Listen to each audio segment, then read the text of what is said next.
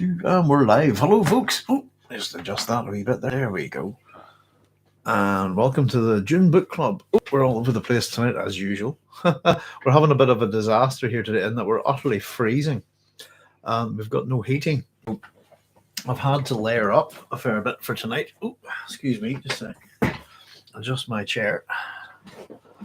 So there we are. It's Thursday on our science fiction station. Welcome to the science fiction station, I suppose, and we're looking at chapter 12 of our Dune Book Club today. And we just finished our previous chapter with quite an angry sort of, I suppose, Leto really trying to suppress and hide his rage, his anger at the fact that they've tried to take the life of his son. And there we go. As usual, we start off with one of these epigraphs, and I just kind of made a wee note. I suppose we meet a lot of a couple of new characters here that we've heard about in this chapter, but I've really kind of just gone with it. This chapter, a lot of it's about spice mining, I suppose. Excuse me, and the ins and outs of the complications of spice mining. There's Peter Zydek saying, "What's up, Doc? Hi, Peter. How's it going? Thanks for joining us." Everything's up here. As I said, we've got no heating, so I've got multiple layers on. I'm just really cool. We're getting our heating fixed tomorrow, but unfortunately, we're just going to have to wait a wee bit for it. But apart from that, yeah, just working away. Peter, hope you're keeping well. I'm pottering along, and just sort of doing bits and pieces at the minute. But it's so cold here, and the weather's been so bad. I think we've been hit by 5 storms in a row. I think I'm not too sure what the last one was called. Was it Eunice? I think Storm Eunice, something like that. But I think there's been another one since. But apart from that, we're just pottering on. Peter, so yeah, if anybody else is out there, say hello. Thanks for joining us. There's Babs saying, "Evening, Doc." Hi, Babs. Thanks for joining us. I hope you're keeping well.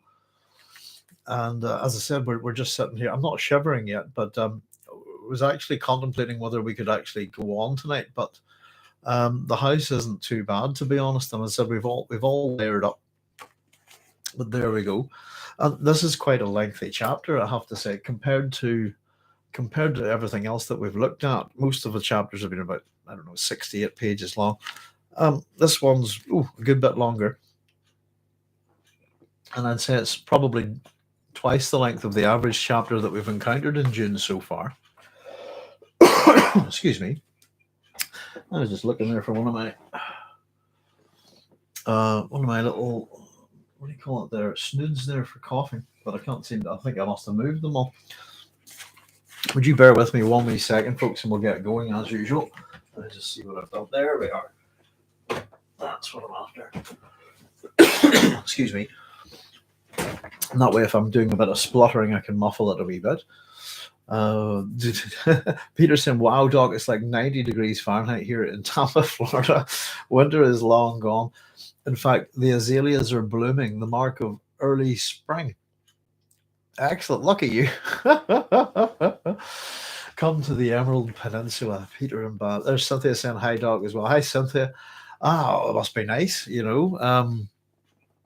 I think our temperatures here never really get above 30 degrees is pretty hot in our summer, I think. But yeah, we've had snow last night, a fair amount of it actually, and then we've had quite a nasty wind chill coming in with it, and then it's all melted very quickly. And we've had a fair bit of flooding and heavy winds as well. So, but it's the tail end of February tends to be our worst part of winter, I would say, and then comes all the extra rain. But there you go. I hope it's a nice day in Florida, I have to say. Ah, dear. Winter is long gone. Well, we get our snowdrops and tulips and daffodils at this time of year. Which are starting to come up nicely in the park.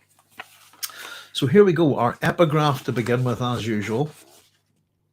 Over the exit of the Arrakis landing field, crudely carved as though with a poor instrument, there was an inscription that Muad'Dib was to repeat many times. He saw it that first night on Arrakis, having been brought to the ducal command post to participate in his father's first full staff conference. The words of the inscription were a plea to those leaving Arrakis, but they fell with dark import on the eyes of a boy who had just escaped a close brush with death. They said, "O you who know what we suffer here, do not forget us in your prayers." From Manual of Muad'Dib by the Princess Irulan. Excuse me. We've got a northwester blowing in, cold, windy, and expecting snow. Oh, it'd be nice if the snow lay a wee bit, I suppose, if it stayed put, you know. There's Bojack saying hello. Hey, all. Hi, Bojack. Thanks for joining us. We're just starting. I don't know. This is going to be a long one tonight. I'm going to try and move through it as quickly as I can, but I have done a ridiculous amount of notes on this. I have to say, there's just a fair amount of information dumping in this chapter, I think. And so we get to see a little bit of Paul and Leto here, but particularly from Paul's point of view, I think we get to see some real growth with Paul here, and something different with him about how he observes his father's staff. And the first wee note that I just made, that little oh you who know what we suffer here, do not forget us in your prayers. It's kind of reminiscent of the Spartan epigraph, if you like. We were talking, somebody mentioned the other week, and I didn't recognize the name, Simonides of Chaos. And it's this famous quotation, "Go tell the Spartans," that it's to do with Thermopylae. Let me just see if I can bring it up here, actually. And there's lots and lots of different versions of it. And it kind of reminded me of that quite a bit, I have to say.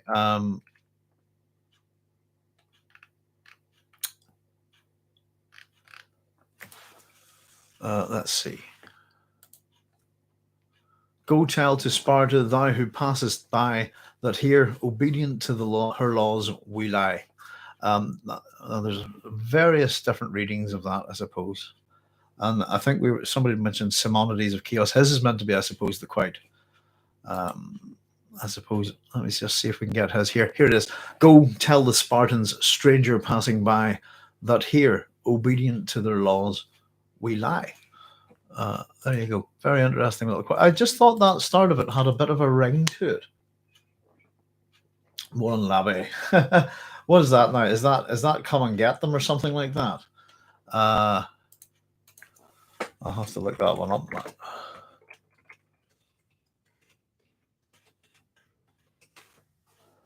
Come and take them. Yeah, there you go. My old skills aren't so bad.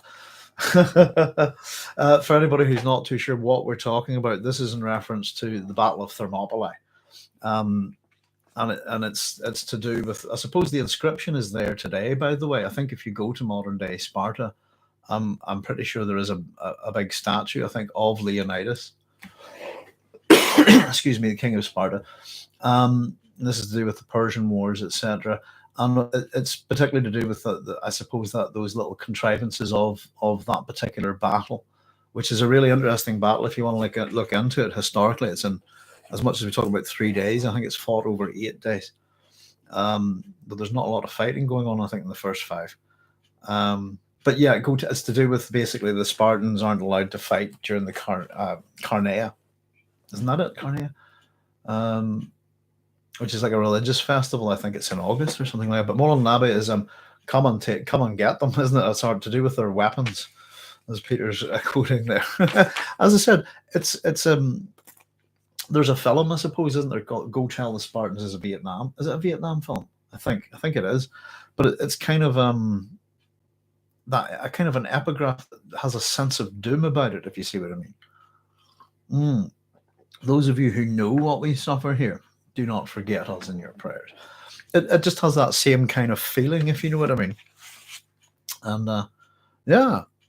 So here we go. Let's have a wee look. The whole theory of warfare is calculated risk. But when it comes to risking your own family, the element of calculation gets submerged in other things. Something the Duke had said.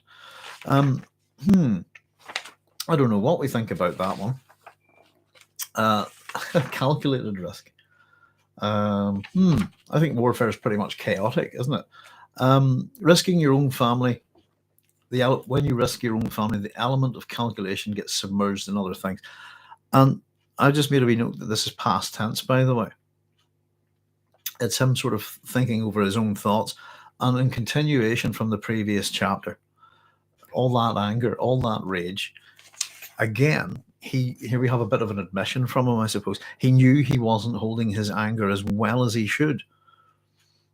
And so it's still there, this anger. And I think we were having a wee chat about how much I think anger distorts your thinking, So we get the usual with Frank. He's going to set the scene for us. We have this long table which people keep striding by. I think it's quite fun. And what I think is interesting the way this chapter begins, and we'll notice this when we get to the end of the chapter, excuse me, is that you think Leto's here alone. And then, in fact, these thoughts, Paul, he's striding along the table, and then the Duke and Paul were alone. And so I think that's particularly interesting. If we go to the very end of this chapter, Paul stared at the place where his father had stood. The space had been empty even before the Duke left the room. And that sense at the end, sort of almost an absence, if you like. It's all in the beginning. It's almost as if Paul is absent, and I think from the Duke's point of view, at the end of the chapter, even though it's as if his father is already gone before he's even left the room. And I think it's an interesting little sort of juxtaposition there between the start and the end. See what you think when we get there. Excuse me. So we have Paul and Leto alone in the conference room. As I said, I just almost got that sense that Leto was alone there. And this is at the airfield, the landing field. And we get the setup of the room. As I said, it's kind of it's an empty sounding room. It's got this long table that everybody keeps striding past, and old-fashioned three-legged chairs. We're also told there's a map board and a projector at one end, which will be used throughout this chapter. Paul sits at the table near the map board, and the Duke initially stops opposite Paul. And just catching up, then again, Paul's obviously arrived at this point, and he catches his father Leto up on what's happened with the hunter-seeker and the reports about there being a traitor amongst them. And straight away we get a little bit of, again, this anger of Leto's that's carried on from the previous chapter. Comes out, I suppose, physically, doesn't it? The Duke stopped across from Paul, pounded the table. Howat told me that house was secure. And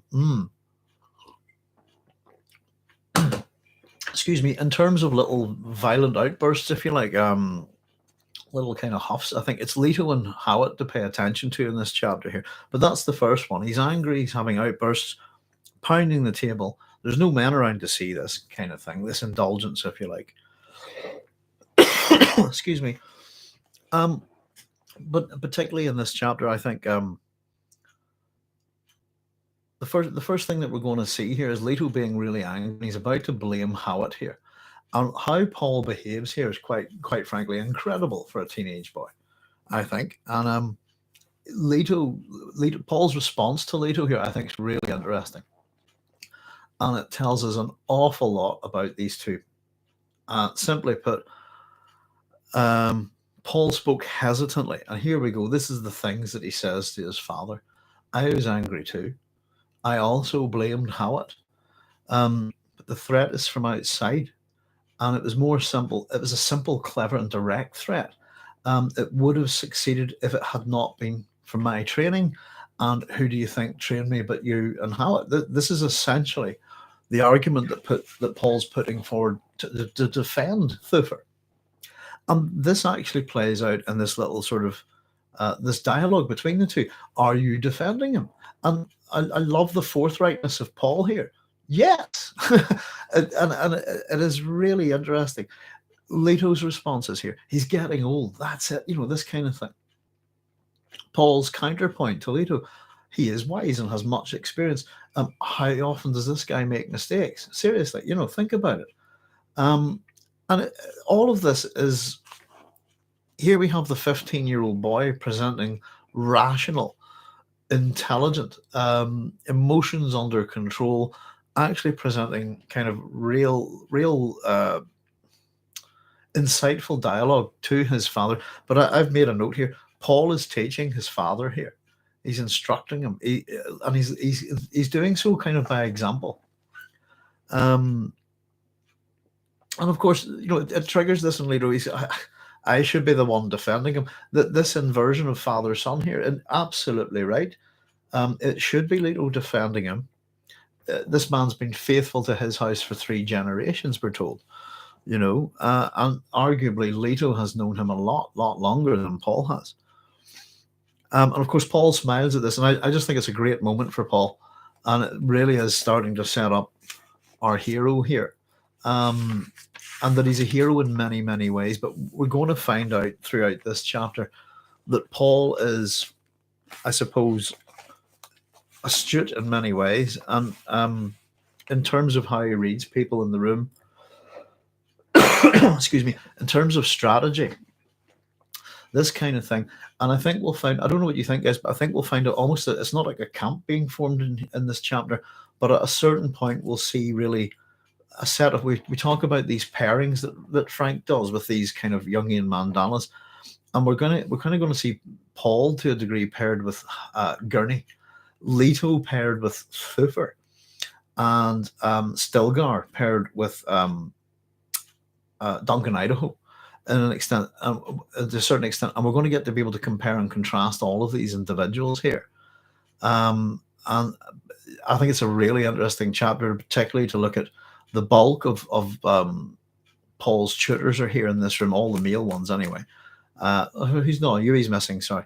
But we're also going to get an introduction to the Fremen here. There's an awful lot coming in this chapter, but really, I think it's very interesting how Paul operates in this chapter. And we're going to get it from Leto here, that he's matured, and there's something kind of interesting about Leto's inability to interact, I suppose, in a, I don't know how we would put it. He sits with Paul at the head of the table. And if you think about this, prior to this, Leto's pacing about. Paul is sitting on his own at the head of the table. It's almost as if he's the head of the household. He sits there, and we have this hand upon hand. You've matured lately, son. Lifts the hand off and then breaks the physical connection, if you like. And it again, I suppose, how Leto interacts with, I suppose, what you might call the intimate members of his family, how he interacts with Jessica and how he interacts with Paul. It's not, he's not very comfortable, I think, with physical contact, if you see what I mean. I'll just go to your comments here. Peter says, I think Herbert might have made Leto spend more time in anger than the Baron.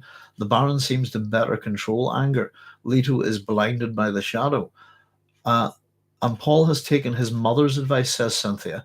In their conversation in the conservatory, Paul was stating that Howard was old and should be assisted. Jessica said, no, they must respect him. Aha, yes. Well, we get to see, again, how it's left to play out here. Those are both good points, actually. I don't think we see the Baron out of control to that level with this anger, I think, if you know what I mean. It'll be interesting to have a note at the Baron, because I often think that as we get to see a bit more of him, I think him and Leto are two sides of the same coin, very much so. And we'll find out a little bit about Leto's tactics and what Leto gets up to in this chapter. Actually, some of it is a bit quite old school, if you know what I mean. But he's saying that he's matured lately, son, and that this gladdens him. And there's one little bit here that I think is kind of interesting. It's to do with I suppose, the falsity and the preparedness of Leto's appearances. And as much as this is his son, I think a lot of his feelings are absolutely genuine towards Paul. Let me just see. This is the bit. You matured lately, son. He lifted his hand. It gladdens me. He matched his son's smile.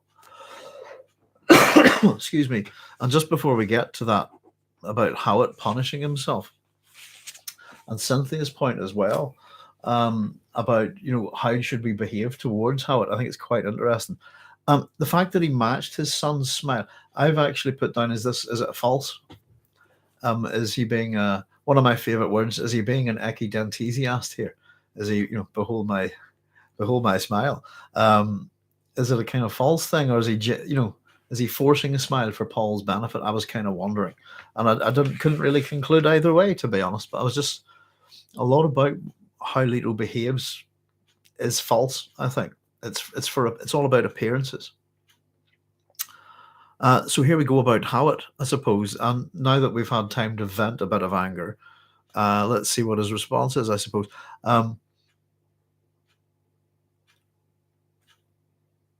Yeah, just we're told that Howard will punish himself. He'll direct more anger against himself over this than both of us together could pour on him. And again, I think that's interesting, because together, I don't think Paul would pour on anger at all onto Howard.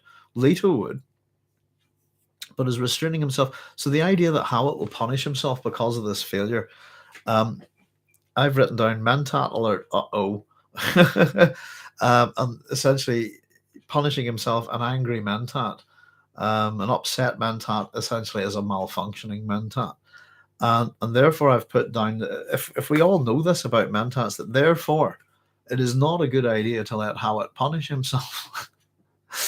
Ah, dear.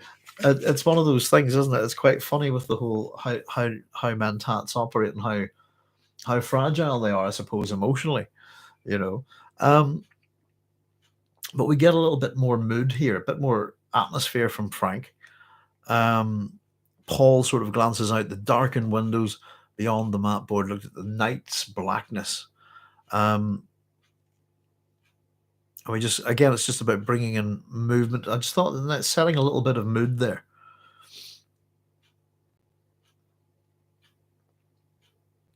And of course, here we go.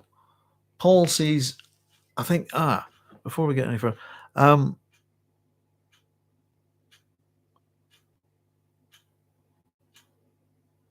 let me just see. I think I missed a wee bit here where I've written down my note. Let me see if I misplaced the note. Oh, no, I haven't. There we go, it is. So the other wee point I wanted to make here, again, just wee subtle things. Paul looked back at the white wall behind his father, then down to the shiny surface of the table, seeing his own hands clenched into fists there. And, again, anger, frustration, upset. Paul's emotions almost come out in his in his hands, don't they?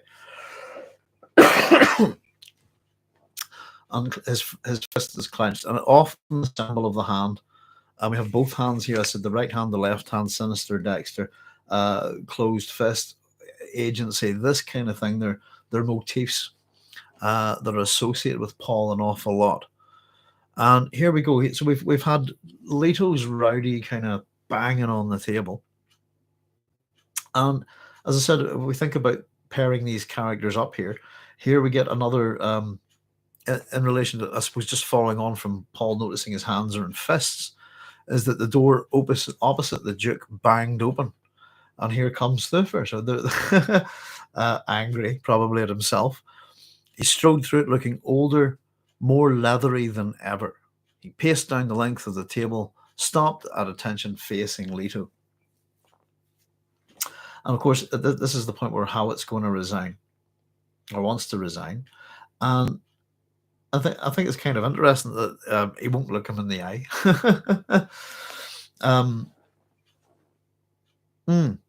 Pardon me. He's been with this family for 3 generations. He's a bit embarrassed. He's angry. He's upset. Someone's tried to kill Paul. Paul's in the room as well. And he said, "My lord," he said, speaking to a point over Leto's head, I have just learned how I failed you. It becomes necessary that I tender my resignation," and we get him interrupted here. "Oh, sit down and stop acting the fool," the Duke said. He waved to the chair across from Paul. "If you made a mistake, it was in overestimating the Harkonnens. Their simple minds came up with a simple trick. We didn't count on simple tricks." And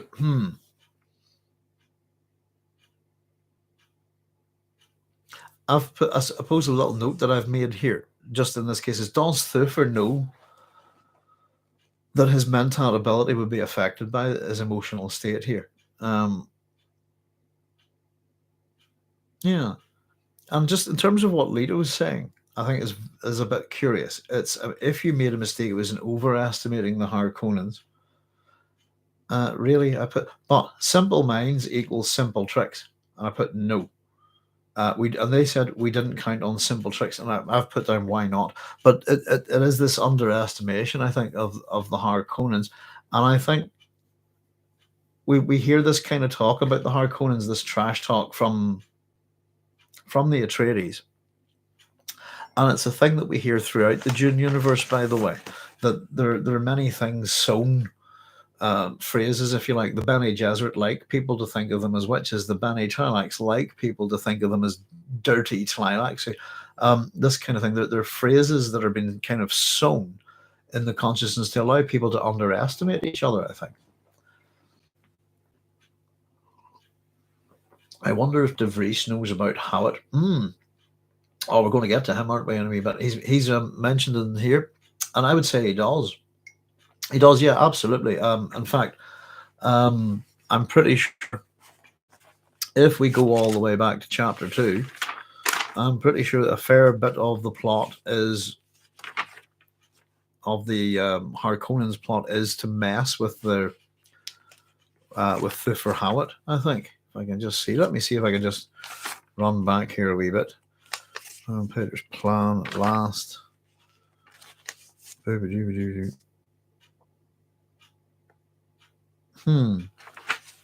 they have a fair bit to it, the trader. Let's see the plan.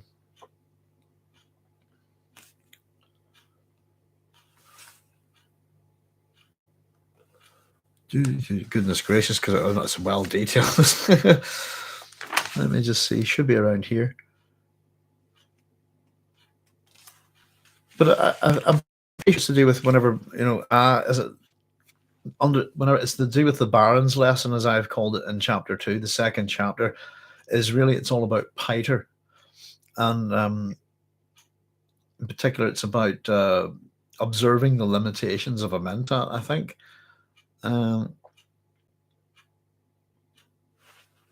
But yeah, I'm definitely sure that the part of the plan is to mess with Thufir. So I'd say that, yeah, he definitely is aware of him. Let me just see. Oh, it's a big chapter. There it is. Jessica is to be used as a false suspect. This is the second diversion. This will be in chapter 2. And it's the audacity of the suspect will impair the function of Thufir as a mentat. It's making out that Jessica is the traitor, is the thing that's going to mess with Thufir, and we're going to see that not far off here.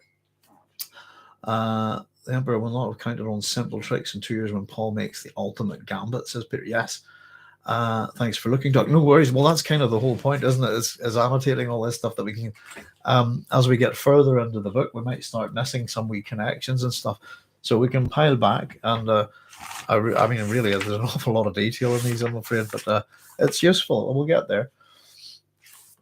And yeah, I wonder, is that the connection? Yeah, let's go look. Why not? Excuse me. Makes us all a bit more well-informed, doesn't it? I'll tell you a good example of that, actually, is I think I've been chatting to Cara Kennedy about a wee while back about certain scenes in Dune, and I was convinced that what we're going to see in this, the whole what I call Leto's tax dodge, if you see what I mean. I was pretty certain that was all Paul's idea, and I was getting that from either the TV series or the film, I think. Excuse me. And I was pretty sure it was Paul's, but it wasn't. I was remembering it from a different adaptation, I suppose. So it's good just to check these things sometime. But yeah, let's see. So, of course, he's not going to accept this resignation. I still think the best thing to do for Thufir would be to go, thank you very much. You've served us well. Here's your long-awaited and well-deserved retirement. Go and retire and enjoy life, my friend. Don't that kind of thing.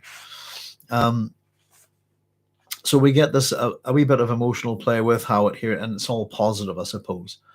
Paul points out that he would have only have come through all of this, as I said, with Thufir's training. And or is it the Leto points that out? Sorry, let me just pick up there.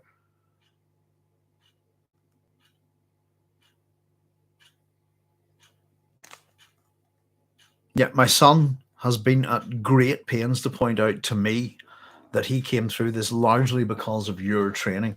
So Leto's finally got on the Paul track of praising and not putting down Thufir, and not manipulating him, and not messing with him in any way, I think. And of course, we get this statement: "I know who my true friends are." How really to reinforce that trust that the Atreides have in Thufir. And yeah, you get the sense that Thufir's a bit, but a bit welling up and a bit flustered, etc., embarrassed. And so it shows that I suppose the Atreides have an emotional attachment to things. I suppose, like people. So at this point, we get Gurney arriving, and in come basically a collection of people who are made up of Atreides staff officers and people who are described as younger aides and specialists. And they're kind of described in two different sets. That the Atreides staff officers are looking grim. These are kind of older, more experienced men. The younger aides and specialists, they're all looking eager. And we get a little bit of drugs from the Dune universe. We get a couple of drugs here, but of course one of them's coffee.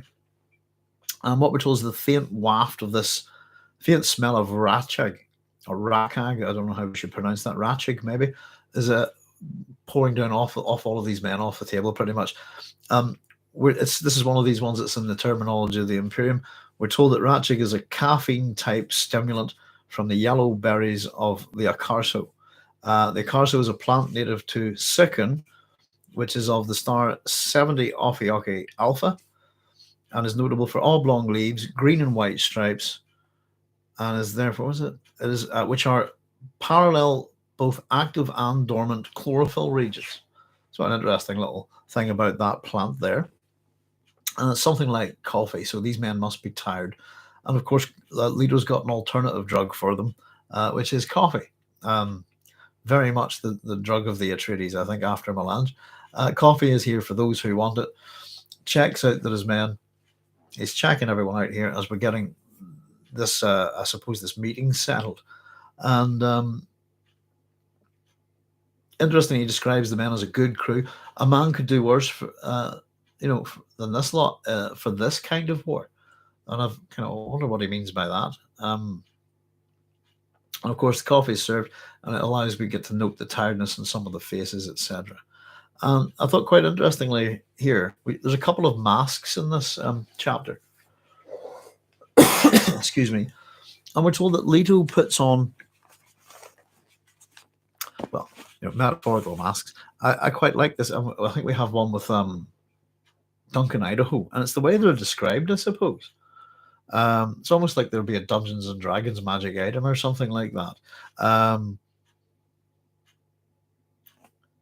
Where are we? Presently, he put on his mask of quiet efficiency, stood up and commanded their attention with a knuckle rap against the table. So again, just bing, he's got this mask of quiet efficiency. There is a falsity to Leto's appearances. He's able to put on the right role, say the right thing. This kind of thing. It's kind of what you would call sophistry in a way.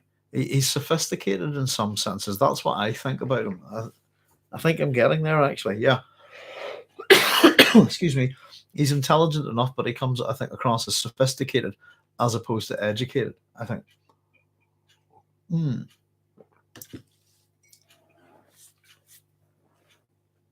There's got to be a Greek parallel to this concept, personas.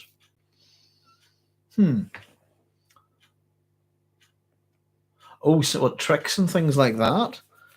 Yeah. There's is that what you're meaning there, Peter? In terms of what a Greek parallel to this concept? Or is that the simple trick? There's the trick. If you're talking about tricks in Greek mythology, the really interesting one to look at is the trick at Macon,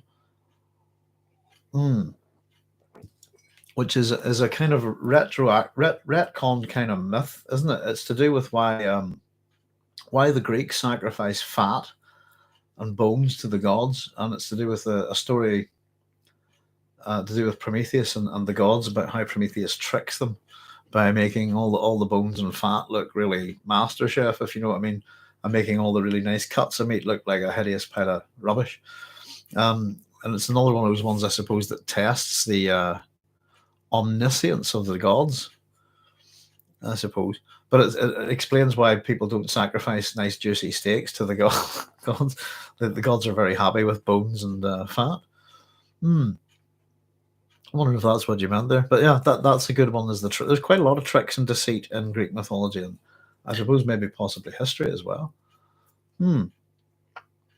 Part of human nature, I think, isn't it? So there's some really interesting little comments here, I think, and how he starts off with joking. I've kind of made a comment that he's not very funny, I don't think, but well, gentlemen, he said, our civilization appears to have fallen so deeply into the habit of invasion that we cannot even obey a simple order of the Imperium without the old ways cropping up. And the dry chuckles sounded around the room. Paul realized that his father had said the precisely correct thing in precisely the correct tone to lift the mood here. There's a hint of fatigue. The hint of fatigue in his voice is just right. Again, possibly mimicry, again, just to make his men again put that, give that sense of morale with the men, sense of oneness and unity, if you like. I mean, a Greek parallel to how Thufir messed up today, but had saved Paul through prior work. Interesting. I'd have to have a wee think about that, but the name that springs to mind, I'll be thinking would be Daedalus. Nicarus, if you see what I mean. There's quite a range of stories about him, but I think fundamentally, though, Peter, all of the Greek heroes mess up, and all end badly in some shape or form. Greek parallel how Thufir messed up today, but had saved Paul through prior work. Someone done well on different occasions. I don't know.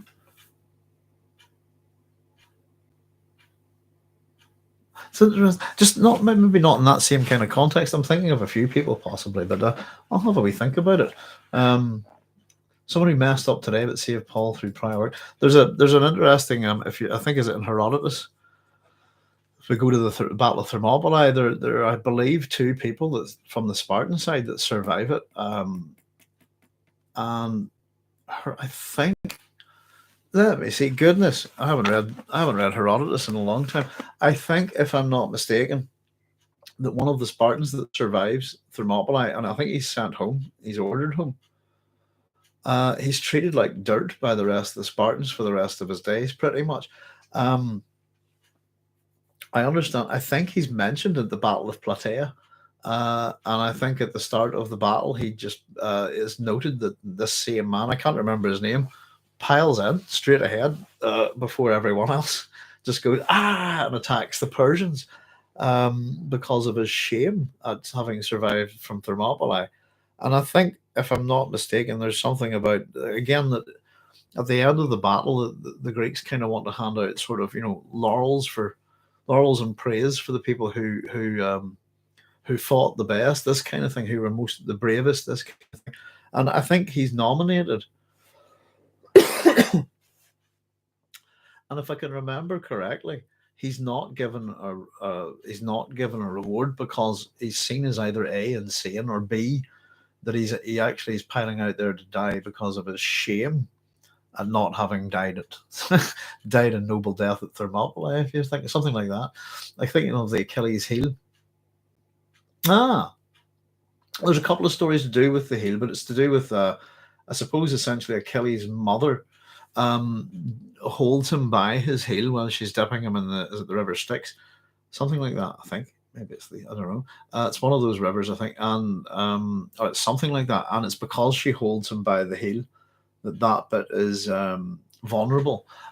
Something similar with Talos, isn't it? That yeah, I think a lot of those kind of things are like we mentioned we like geese and in Irish GEIS or GEAS, I suppose, and things like taboos and stuff like that. They're fatal flaws, if you like, but like Achilles heel.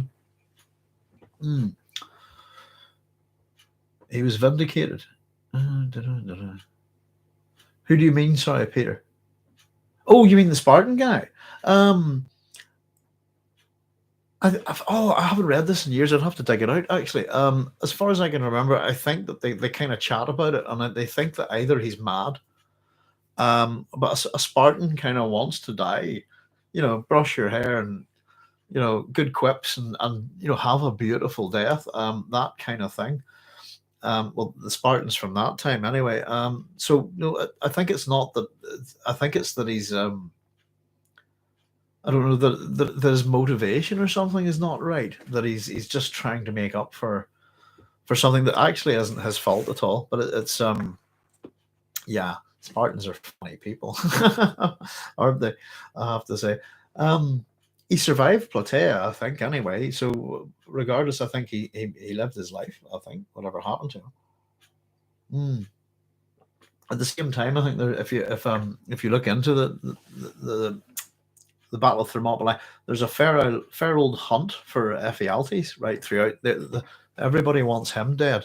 I think after that one, but yeah, I'll maybe I don't think I'll go hunt. I think my Herodotus is not here. Herodotus is Herodotus's Histories is the book there for a lot of that stuff. But I'll see if I can dig it up actually sometime. If I can remember, and just check that passage. I'll see if I can find a name for him. But yeah, I always thought that was a very interesting little addendum to what had happened at Thermopylae. It's a fascinating battle, by the way. A lot of it's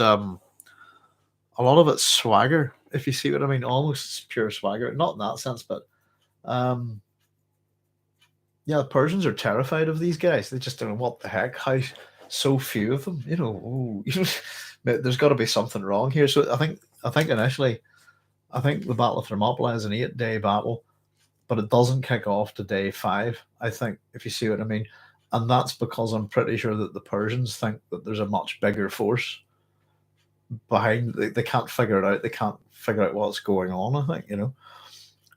Mm. But yeah, very interesting story. And of course, if you like the film 300 is pretty good fun, but it's Frank Miller's original graphic novel was really excellent. I loved seeing that when it came out. I thought it was brilliant. It's very interesting to see how a graphic novel that can translate to cinema so well. I think I thought it was brilliant, absolutely brilliant. Let's see, where are we? Oh yeah, so we've just again kind of been going through this. Is Leto a bit of always the propaganda, always the false face, always the sophist, if you see what I mean. The habit of invasion, says Cynthia, is one of the things that Tyrant Leto will try to eradicate. Yeah, it's these the dry chuckles. If you see, again, what was Paul analyzes it here really. It's the correct thing to say to these men. It's the correct tone to say to them, and it's to lift their mood. So their mood mustn't be that good. But yeah, the whole cyclical nature of warfare is a big part of Dune. We were having a wee mention there, Cynthia, as well. There's a whole aspect to it, the homosexual nature of the military. In fact, we're going to point out a couple of wee things that as much as we go through this chapter. Oh, and I did find this, by the way, for you guys. The whole idea of war with Frank is that it's there's a couple of books that are an influence on him. And excuse me, I kept trying to find this book for you and couldn't find it, and I have found it. And I now have a copy of it. Let me just see. So the book that we were talking about, that's in terms of warfare and Frank Herbert, is called The Sexual Cycle of Human Warfare. It's by N.I.M. Walter, published in 1950. For anybody who knows, let me see.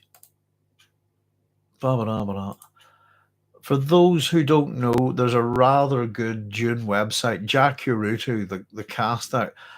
There's copies on there, I think, a black and white and a color PDF. If anybody's interested in getting a hold of it. The book itself is generally considered out of, not great stuff, really. And I think it was certainly something of a quirky interest when it turned up in the 50s. But it basically just looks at war as a big sort of sexual periodic orgasm that overtakes mankind here, there, and everywhere, if you see what I mean. So, yes, the habit of invasion. One of the things that the tyrant wants to get is tied into this.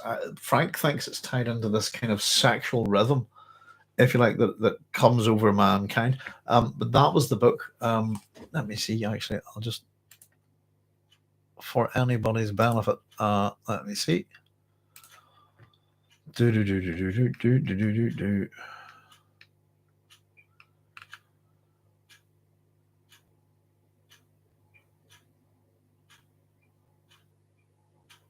Yeah.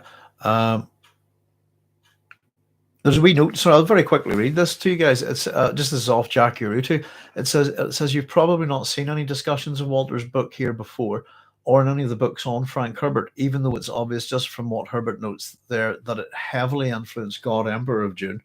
Where do you think the fish speakers of the scattering came from? It says here, or the title alone that it influenced Dune. That is because it is ridiculously hard to get.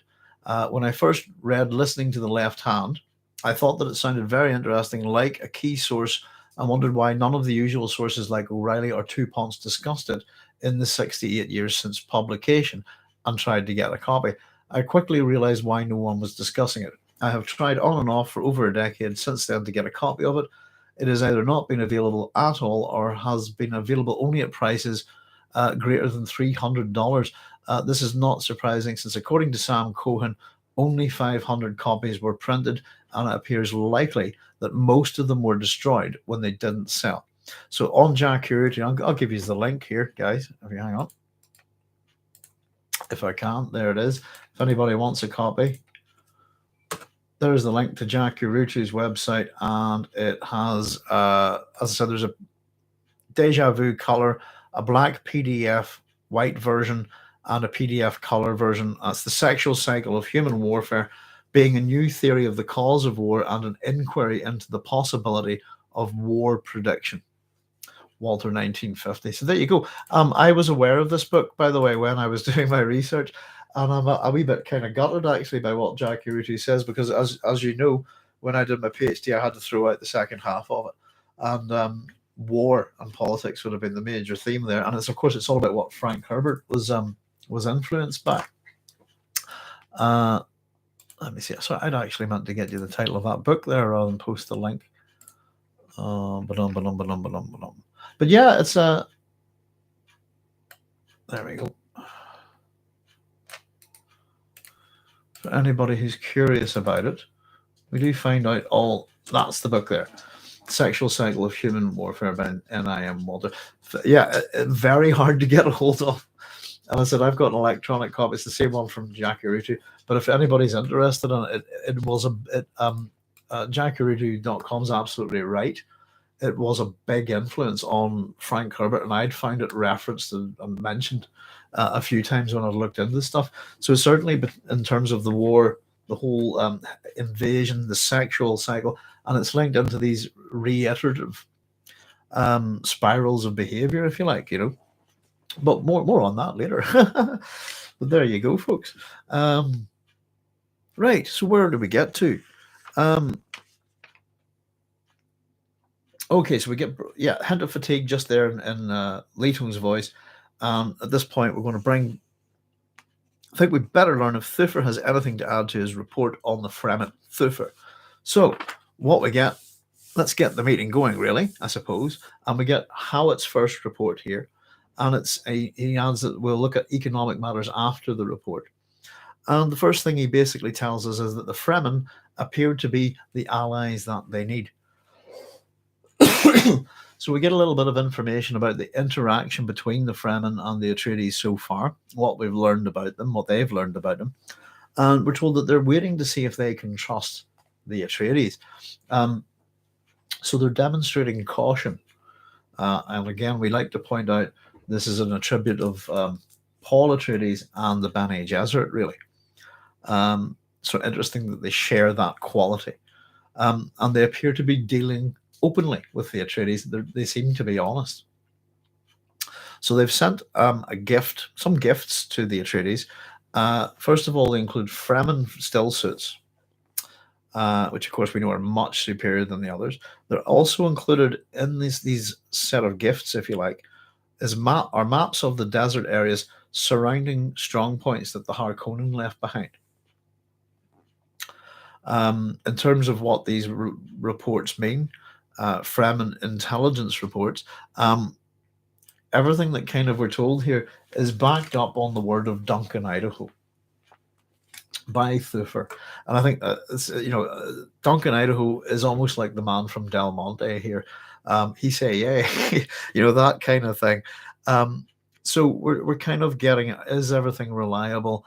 And that Thufir is reporting on these things' reliability based on someone else who we've heard of but we haven't met. And that, of course, we're going to meet Duncan, Idaho in this chapter. Excuse me. But we're told that their intelligence reports are completely reliable and have helped in our dealings with the Judge of the Change. Some of the other presents that they've sent, incidental things, jewelry for the Lady Jessica, spice liquor, candy, and medicinals. So, and again, they're checking out all these gifts, the usual lack of trust, I think, in all things in this universe, and they say there seems to be no trickery. So, interestingly enough, I suppose we get little interjections from Leto's men here, kind of asking awkward questions, maybe not behaving themselves too well, but and they seem a bit casual about some of their remarks, I think. But we get this: you like these people, Thufir? Asked the man down the table, and you think a Thufir's opinion would probably count, but Thufir doesn't answer him. He says he turns to face his questioner. Duncan, Idaho says they're to be admired, which doesn't really answer the question. Do you like them? Admiring someone's not the same as liking them, I suppose, is it? Villeneuve did okay on emphasizing the Fremen tributary. I was starting to think, I'm having a wee bit of the more I look at this in detail, the more I'm thinking about Danny Villeneuve's film, actually, I have to say. But the bits that I suppose my complaint, you all know what my complaints are, but just in terms of the story, and I think there is a good attention to detail in the film. My major complaint is what's happened to the very, very important minor characters, and as I said, we'll have to wait and see how the second film plays out. But I think what they've done to Late Kynes is just called problematic, to say the least. And I suppose that the writing changes to Dune are done by somebody who wrote Prometheus, and thinks arguably that the way they write is better than the scenes written in Frank Herbert's Dune. I don't know, but I think I was saying the other day, I took my wife to see Prometheus on the hope, because she doesn't want to watch the Alien films, and it came out at the cinema at the time, and it was an absolutely appalling film. And I apologized to her for taking her to see it, which is a pity, because I quite like some of the early, the Aliens films. I like pretty much the first four. I think are pretty good.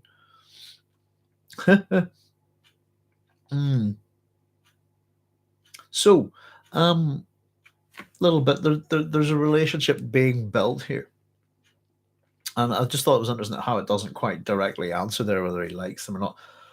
Presents Idaho's viewpoint, and almost everything here we're getting presented with Idaho's opinions, really. Paul presses for any new information on how many of these Fremen. So we get another, again, this is a lot about the Fremen in the desert, spice mining, etc. There's an awful lot of info in this chapter. So we're told that from food processing and other evidence, Idaho, again, estimates that cave complex that he visited contained 10,000 people. And we're told that the leaders said that he ruled a siege of 2,000 hearths, and that there are a great many such siege communities. So we have this word siege, and I'm sure we're all quite familiar with it. But if we pop back to the terminology of the Imperium, there we go. Fremen, a place of assembly in a time of danger. Because the Fremen lived so long in peril, the term came by general usage to designate any cave warren inhabited by one of their tribal communities. So there we go.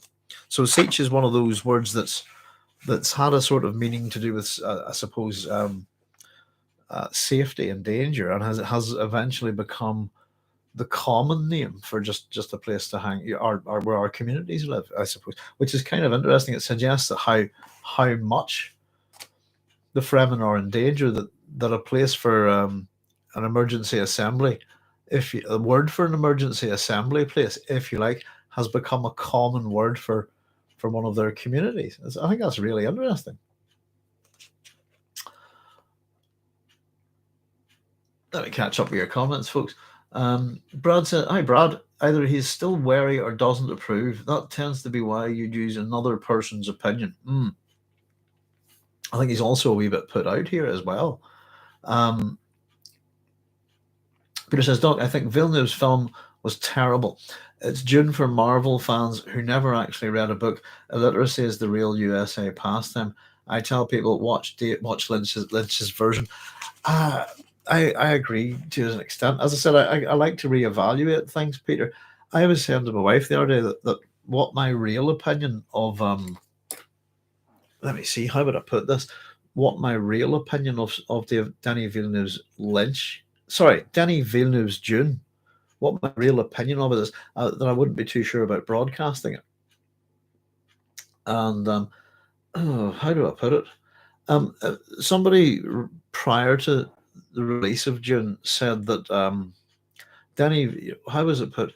That Dune was Star Wars for intelligent people. At the minute, I'm thinking that Denis Villeneuve's Dune is incredibly dumbed down, ridiculously so. And I think it's, I don't know, don't know what to think about it. But another part of me, I suppose, why is Dune suddenly so accessible to a vast audience that, and then we have at the same time people who talk about Dune who've encountered it go, "Oh, I can't read that. That's too dense. It's too highbrow. It's too this kind of thing." I don't know. I genuinely think it's been dumbed down a lot, and I'd argue it's also a bit woke. I think, which I think is a bit sad. But yeah, I suppose my biggest complaint is always that I think in this day and age the ecological message is lost, and I genuinely think we could do with something like that. I think it was I kind of thought Dune's time had come, if you see what I mean, you know. But I absolutely agree with you.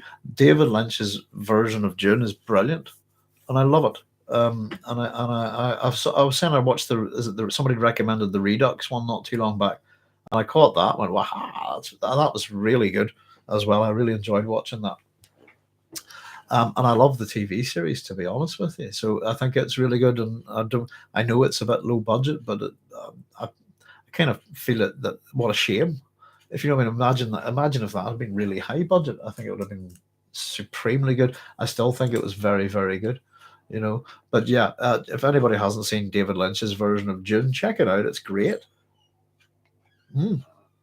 Really fun film, I think. It's, you know, their movies used to be fun, regardless of all the story content of Dune.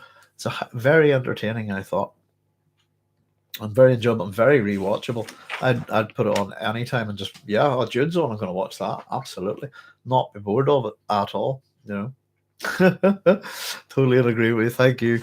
Well, I'm sure, I don't know. I know everybody has, we all have a different taste, but I think a lot of people, I don't know why they hate Dune. I think Dune was misinterpreted by the critics when it arrived. I think, in particular, when you go look at the shiny of Star Wars and things like that, and then look at this old kind of weird mechanical, almost kind of Ottoman Empire type, retarded futurism, this kind of thing, and I just thought people didn't get it at all. I thought it was spot on. Really enjoyed it. Great fun. As I said, let's see. Yeah, so we get a little bit about Seiches, and we're also told that all of these people seem to give their allegiance to someone called Leto. One of our kind of big mysteries, and Dune's kind of rather obvious in a way, isn't it? We're told this is something new. And we're also told it could be a mistake because Leto could be a local deity. And I suppose from that point of view, we're getting a sense that maybe the Atreides aren't. In fact, we're going to find that out in this chapter. Actually, they're not very culturally aware of what the Fremen are about, and I think probably to do with the Fremen's secrecy, I suppose. Excuse me.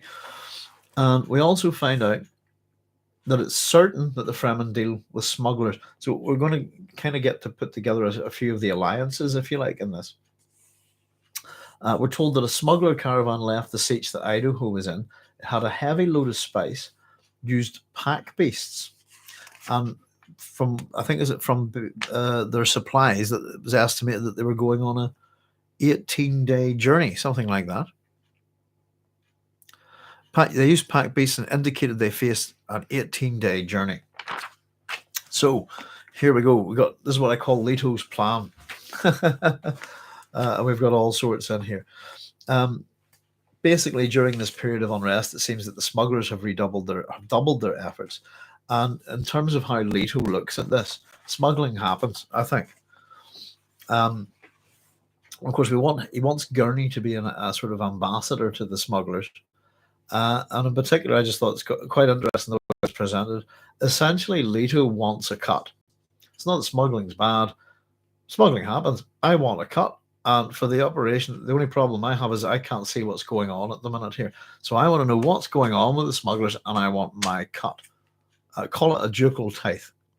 The way he looks, and I think it's really interesting the way he describes the smugglers as romantic businessmen. I think that isn't that a great euphemism?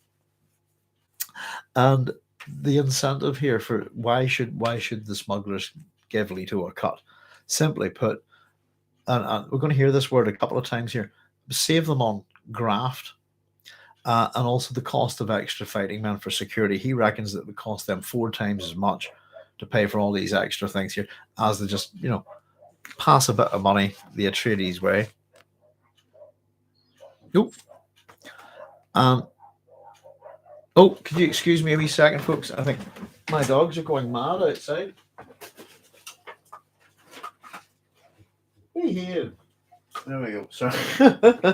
Having a good old bark at the neighbour's dog there. Where are we? Now. So, of course, and it's Gurney that points out, what if the Emperor gets wind of this? He's very jealous of his chosen prophets, my lord. So this is what I call Leto's tax fiddle. And this is the bit that I was remembering incorrectly from before, from the one of the, I think maybe it's where is it, the TV series, I think, where Paul does this instead of Leto, but it is Leto's idea. Here we go. We're going to bank the smuggler's tithe openly. We're going to do it in the name of Shaddam IV, and we're going to deduct it. We're going to deduct our legal costs for the costs of the levy supports of. Hang on, deduct it legally from. Hang on, do I look this up? I'm saying that all wrong. 31. Goodness gracious. We're going to deduct it legally from our levy support costs. There we go. Let the Harkonnens fight that. And the next bit. So there we go. Of course, the levies are that all the different houses paying the levies, isn't it, for the Imperial army that supports the Sardaukar? I think is that something to do with that? And with the House Atreides being on Arrakis, working the spice, I suppose that's kind of what I figured. I'm not too sure. Well, it really didn't flow well, that phrase, did it? Even some of the extra stuff on Lynch's films, good. The sleeper must awaken. Is that not in the book? I'm wondering. It's one of those iconic ones, isn't it? Let me see.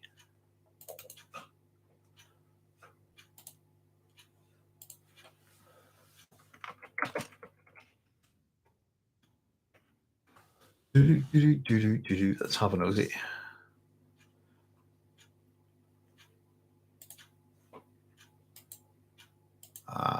But not the training, he said, not the things that awakened the sleeper. There we go. Let me see. How's that? Yeah. There you go. So it's one of those ones that's kind of rephrased, is it, for the film? I really like that moment, and the father, the sleeper has that is really good, I have to say. Dune should almost be steampunk or retarded in the way that they're blocks on technological advances. Well, that's kind of what I thought, that that there was that kind of steampunky feel to the Dune movie. Definitely, I thought. I love how Herbert is showing even the benevolent kings are corrupt mortals. Yes, yeah, Paul Newman's son said that. Is that who Alec Newman is? Is Alec Newman Paul Newman's son? I did not know that. I thought he was brilliant as Paul Atreides. I genuinely did. The only thing I thought that wasn't great was actually right at the very start, where they had him kind of play it a bit petulant, I thought. But I thought he was really good, Paul Atreides, and I thought he was excellent in the Children of Dune miniseries that playing Paul as the Emperor. I thought he was much better. But I thought he was really good. Yeah, excellent. The sleeper shot, and the sleeper awakening is a kind of common science fiction trope. Sorry, getting barky here at the doghouse. Ladies, behave. Honestly. Sorry about that, folks. Oh, it's because we normally with Turf them out, but trying to keep the doors all closed and keep the house warm tonight. The Duke calls Gurney a romantic in chapter 6 when talking about his training Paul to distinguish between killing with tip and blade. Yes, Gurney is also free from the Thufir, says Cynthia, and Gurney will later join the smugglers. That's right. And yeah, all right, yes, he is. And I actually thought we were talking about that the other previous chapter, isn't it? What is the deal with Gurney and the Thufir?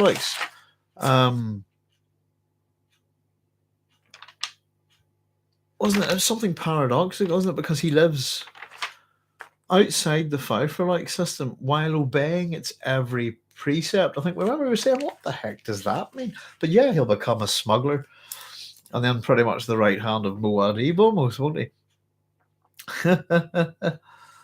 Oh dear. So this is Leto's tax fiddle, essentially. Let the Harkonnens fight that. And the next bit, as where were we? Somebody was pointing out there. Yeah, Peter saying, showing even the benevolent kings are, have corrupt morals. Yeah, this is Leto being criminal, essentially, isn't it? And not very nice at all.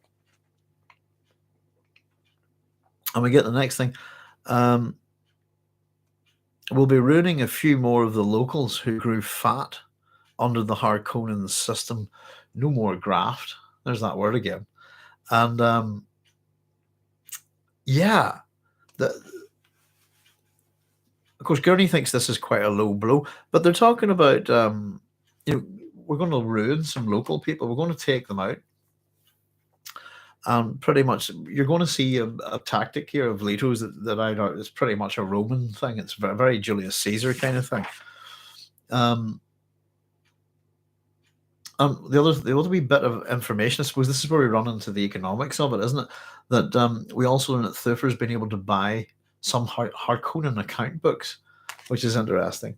And we get this kind of first approximation of how much are they making here. And it really just brings in the greed and the wealth of it. The Harkonnens bring in 10 billion Solaris every 360 standard days. And I think we'd initially said, it was at the start of it, that they'd been here for about 80 years. So we could work it out. This creates lots of gasps, wide-eyed looks, etc., an awful lot of wealth. And the response from Gurney, where are we?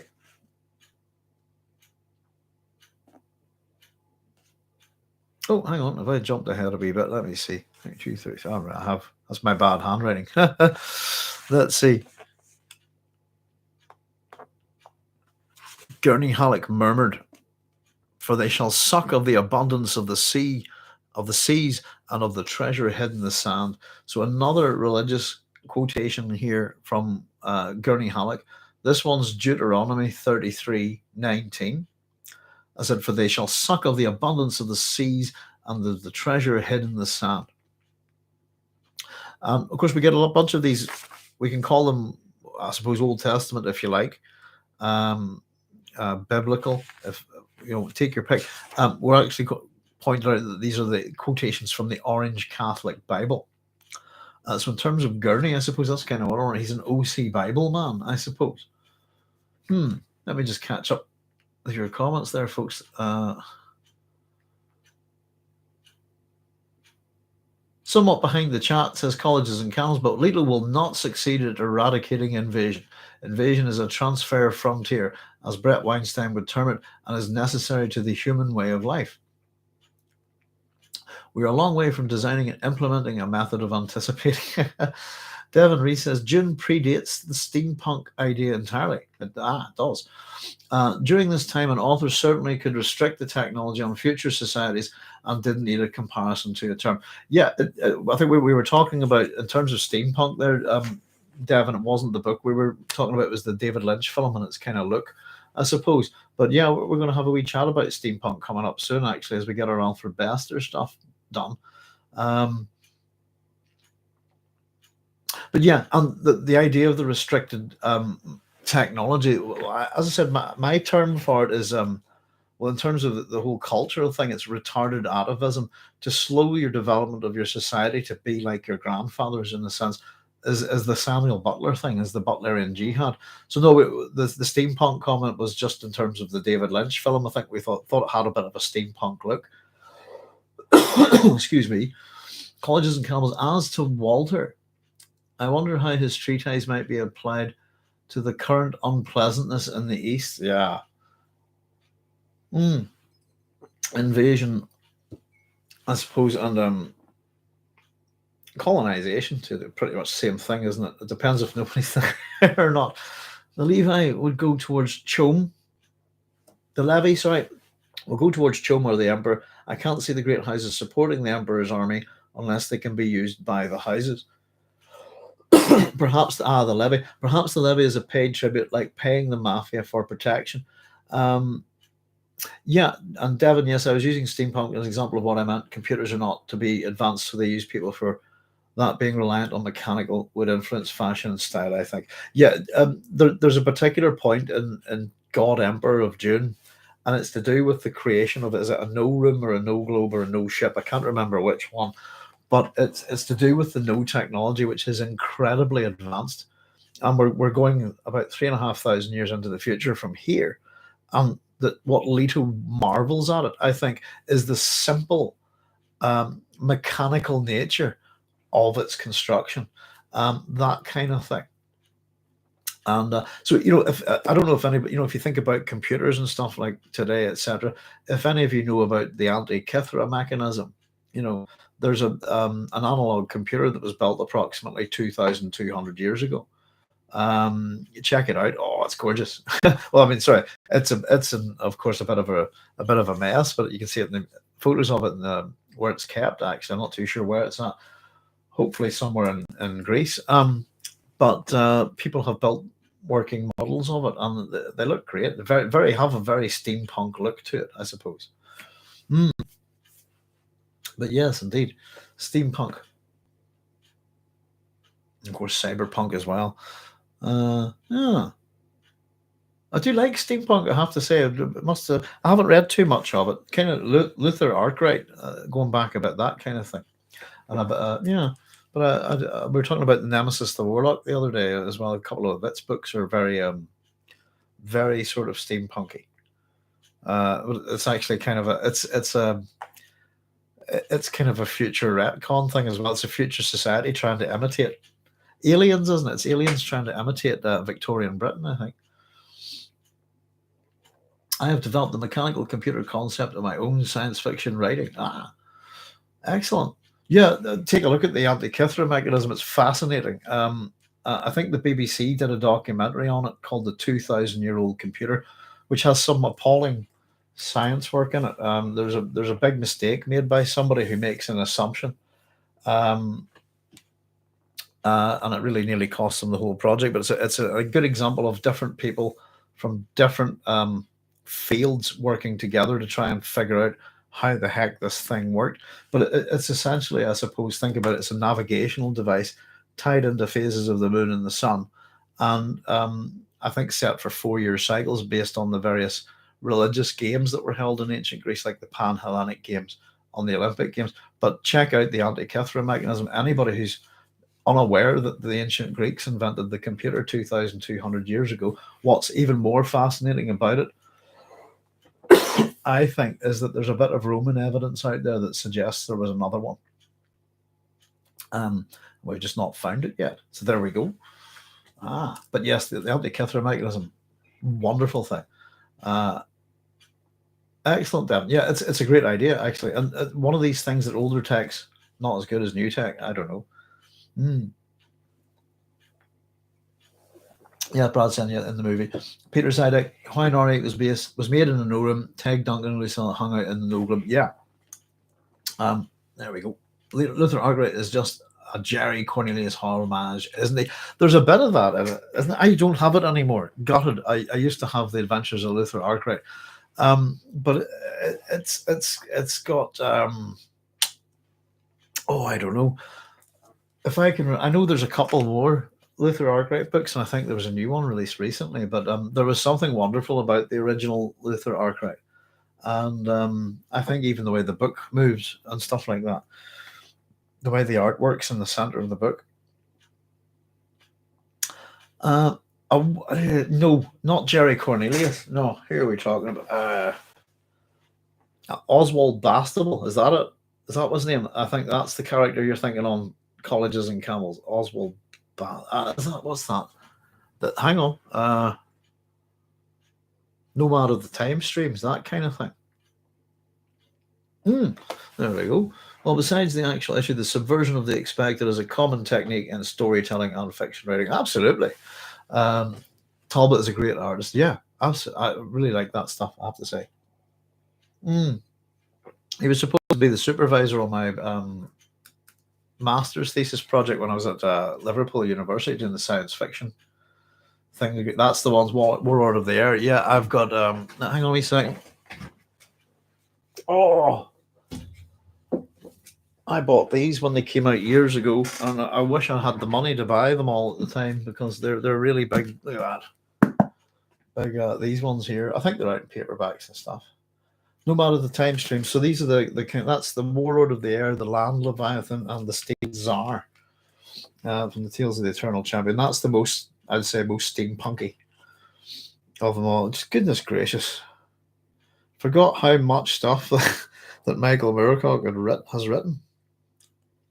It's ridiculous, isn't it? Behold the Man. Behold the Man's a great book. But yeah, aren't these? I love books with great big print on it. It's lovely. But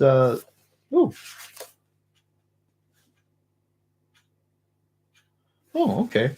I just found this. I don't know what the heck that. Look at that. I just found this as a bookmark. What is it? It says Babylon 5 Arcade Series Entertainment Utility Shadow Wars, limited to 100,000 units, certificate of authenticity. presents the limited edition serialized package of entertainment utilities based on Battle created by document along with the serialized seal on the box certifies the. I have no idea. So there you go, some kind of collectible stuff. Perfect. I don't know what it was. Must have just found it. This is the bookmark, but yeah, that's the one I was thinking of. And certainly the David Lynch film has very much that kind of look of the Ottoman Empire, the Victorian Empire, that kind of thing, you know. Yeah, I only got 3 of those books, by the way. I've got, what are the ones I get? I got The Dancers at the End of Time and The Eternal Champion, and that was it. And yeah, they were nice at the time, but I never had that much cash when I was a young student, I suppose. But I bought them years ago. I think probably around 18 or 19. So there we go. Yeah. Excellent. Actually, I'm reminded of Wells's Time Machine, one example where the future is a regress in technology and society counter to unexpected progress. Yeah, I love the Time Machine. Babylon 5 book. I have no idea. The only thing I ever bought of Babylon 5 was I had a Star Fury model that I built, and I don't know what, I think it got destroyed moving house. But I'm not a collector of, you know, I'm not a person who buys limited edition, you know, I don't know, fan collectibles, you know, keep it in the box, this kind of stuff. I'm certainly not a keep it in the box to keep its value kind of person. I don't see the point of that at all. One thing that bugs me, I get massively offended if I don't get offended, I don't know, but I don't like it if, you know, you go into bars and hotels and they have instruments and stuff like that nailed to a wall where they'll never be played again, this kind of thing. I often felt Herbert was influenced a lot by Wells. He was, Devon. He particularly, I suppose, the H.G. Wells, Jules Verne, and I suppose Edgar Rice Burroughs. Those kind of authors were a big influence on him when he was young. And as we've pointed out, Herbert's not always honest about admitting where he gets certain influences from. If you like, you know. He can be a wee bit dishonest. But there we go. So we had this another little religious reading from Gurney. Is anyone here so naive that they believe the Harkonnens are just going to give this up? Not a chance. And of course, we're going to have to take this at the point of a sword, is essentially what Leto is saying here. And again, each time we think, time to report, no, let's have another little report, please. It's this kind of thing that pushes the information along. Time for another report from Thuf or from Howard here. And this is all to do with equipment again. And a fair bit. We'll just run through this quickly.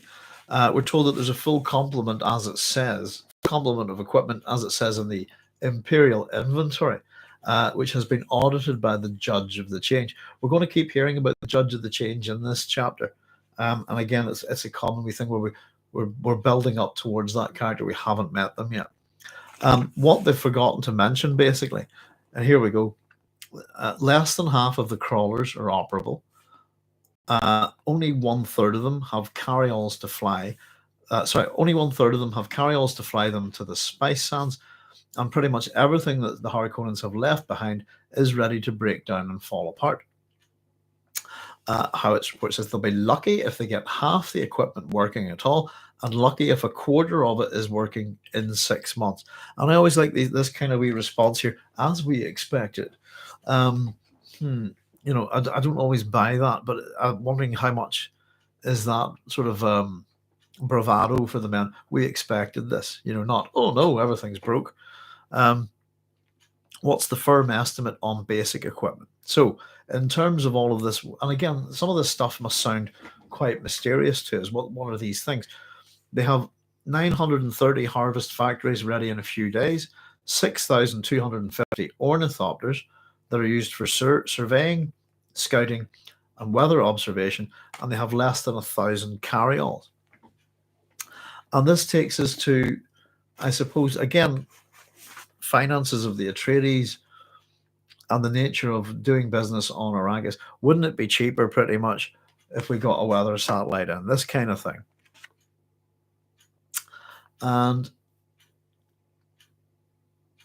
this is quite, you know, reopen negotiations with the guild for this. So this is a real eye opener in terms of power play and economics. Nothing new there, Thufir. Here we go. We're told that you'll have to pursue other avenues for now, but essentially, the guild kind of give Thufir a kind of courtesy, mentat to mentat chat, if you like. Um, the guild agent wasn't really negotiating with us, merely making it plain one mentat to another. The price is out of our reach and will remain so no matter how long a reach we develop. Our task is to find out why before we approach him again. So, simply put, there's nothing new here. The guild not even really interested. They're just being honest with going through the motions. Really, they're going to get you anywhere. The price is out of your reach. It's going to remain so no matter what. And so the whole point of this mystery is find out why, what's going on here. And of course, we know that there is a bit of a mystery. For those of us who are not new to the book, there is a bit of a mystery with the weather satellites, and there's a relationship there with the guild, the Fremen, and the smugglers, and so on. And yeah, it's quite an interesting little thing, I think, once we get it into the ends of it, if you like. But again, we got nothing new there. We're interested in this, is there anything new here? Nothing new here, this kind of thing in this chapter. And we get another one of these soldiers interrupting here to take a bit of a shift in the passage here, in the tone. And it's one of Halleck's aides, down the table, swiveled in his chair, snapped. "There's no justice in this." And here we go. Here off goes Leto. "Justice?" The Duke looked at the man. "Who asks for justice?" "We make our own justice. We make it here on Arrakis, win or die. Do you regret casting your lot with us, sir?" Quite formal with this, one of his own men here, and has a complete rant about justice here, which I think is quite funny. It's not just, it's not fair. I suppose if you think about it, isn't that one of those oh no, boo-hoo kind of things? Sorry about that. I don't know. There's lots of things that aren't fair in life, I suppose, and often if something's not fair, I suppose it's stacked in one way or another. You can manipulate that situation, I think. But yeah, for example, I mean, the kids in Northern Ireland do a test, the transfer test, as it's called, whenever they're to get into their secondary school choices, and it's not fair. And the reason why it's not fair, and I have to, whenever I'm teaching kids here, I have to explain this to the parents. Child 1 can get 70%, and child 2 can get 70%, but one of those kids will get into the school of their choice, and the other will not, and it's as simple as that, and therefore not a fair test. Where's the justice? Yeah, you make your own, I suppose, which can be a good thing and a bad thing. It could go either way. This man stares a bit, which is another one of these wee things. "No, sir, you," and I think this is interesting, this a little bit, if you think about the pronouns here, "you couldn't turn down this thing. It's the richest planetary source of income in our universe. I could do not but follow you." And I think that's quite strange little, yeah, sorry, I keep knocking things over here. There we go. Excuse me. It's a rant about justice, and of course it's tempered here with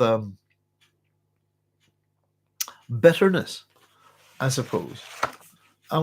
Interestingly, I suppose the rant is against the positive one, and all for the negative, if you like. Let's have a wee look. Bitterness. Sorry, the man that's had this little outburst. He says, just at the end of his outburst, he says, "Forgive the outburst, but we must all feel bitter at times." And then Leto's response here is, "Bitterness I can understand. But let us not rail about justice as long as we have arms and the freedom to use them. Do any of the rest of you harbor bitterness? If so, let it out. This is a friendly council where any man may speak his mind." So if you're bitter, you've got bitterness, let it out, but don't you dare mention Don't you dare mention a lack of justice in this room. I think it's quite funny. Um, we contradictions. The guy does speak his mind, and he gets kind of slammed for it, doesn't he? But it's a twist, and therefore, we can all understand bitterness. What does that mean? Is that what can we not all understand justice or the lack of it? Just the absence of a thing is just as important sometimes as the thing itself. If you see what I mean, you can be motivated by the absence of a thing. You can be motivated by the absence of justice rather than the presence of bitterness. um, Bitterness is okay. I've just written down, but no, we don't want to hear anyone complaining about justice. Um, and I just find it a wee bit. It's almost hypocritical, I suppose. Oh dear. Now, again, Halleck stirred. I think what rankles, and here's the political situation a wee bit from what's getting on. What is it that makes the men annoyed? Why are they angry? And it's hypocrisy. What rankles? There's no volunteers here from the great houses. They all call you, Leto the Just. They promise you eternal friendship. And as Halleck points out, that as long as there's no cost. And I actually made a wee note here. And I don't know what you think about this. Halleck stirred. Has a couple of meanings there. Did he just stir and wake up kind of thing? Or is he stirring, if you see what I mean? I think what rankles sour is that we've had no volunteers from the other great houses. They address you as Leto the Just and promise eternal friendship, but only as long as it doesn't cost them anything. And of course, on top of this is a response from Leto. They don't, and this is what I wonder: is this all a staged response? Is this Gurney's cue to get up and present this, and Leto responds, "They don't know." Where are we? They don't know yet who's going to win this exchange, the Duke said. Most of the houses have grown fat by taking few risks. One cannot truly blame them for this.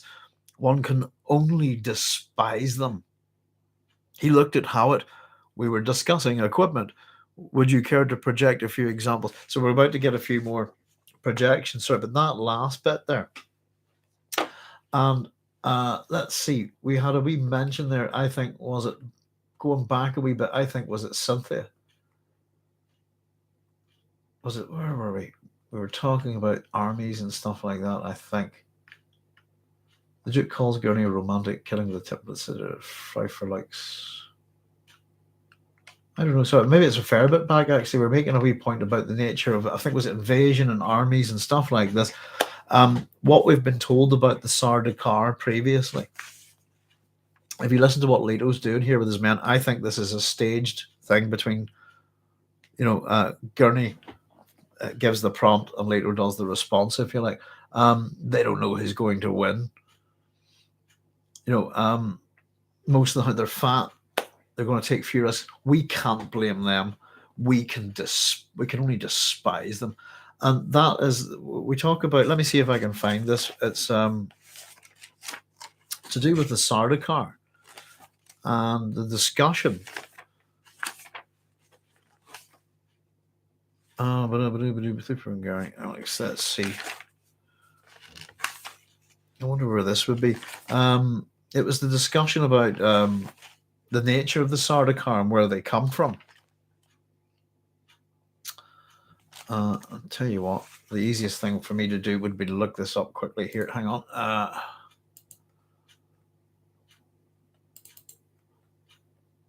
And let's go find. Oh no, here I'm the wrong. Hang on. Where'd June go? There we are. And the word I'm looking for is, there's always one good word that will take you straight to something, isn't it? Esprit. No, that's,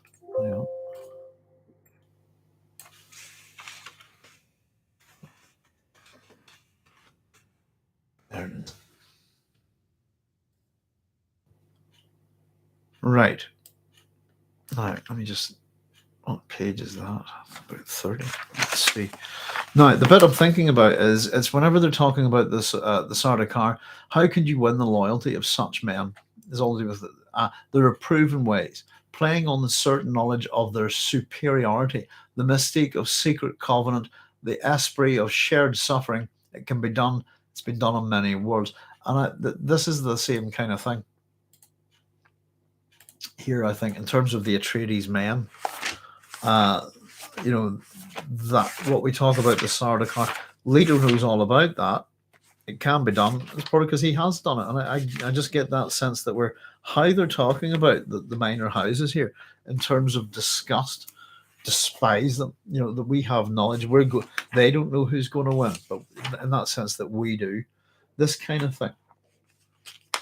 And I just thought it very much mirrors exactly what we're told about how do you build a fighting force like the Sardaukar earlier on. And it kind of comes from Leto, doesn't it?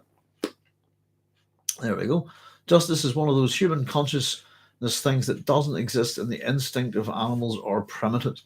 I love the Fremen concept of justice is as foreign as the Mayan and Aztec death cult religions was the Judeo-Christian conquistador and their regal sense of justice.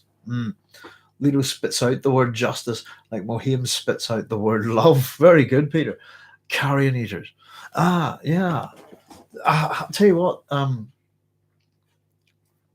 think it's in one of my videos, and I think I'm not too sure where, but there was recently a find in would it be southern or Mesoamerica, dated to about 1000 AD, and it's a death cult. It's a skull of a child that's had a helmet like this, almost like a blast helmet from Star Wars, made for this child out of the skulls of other human children. And in terms of it's in one of my videos, and I'm trying to think where.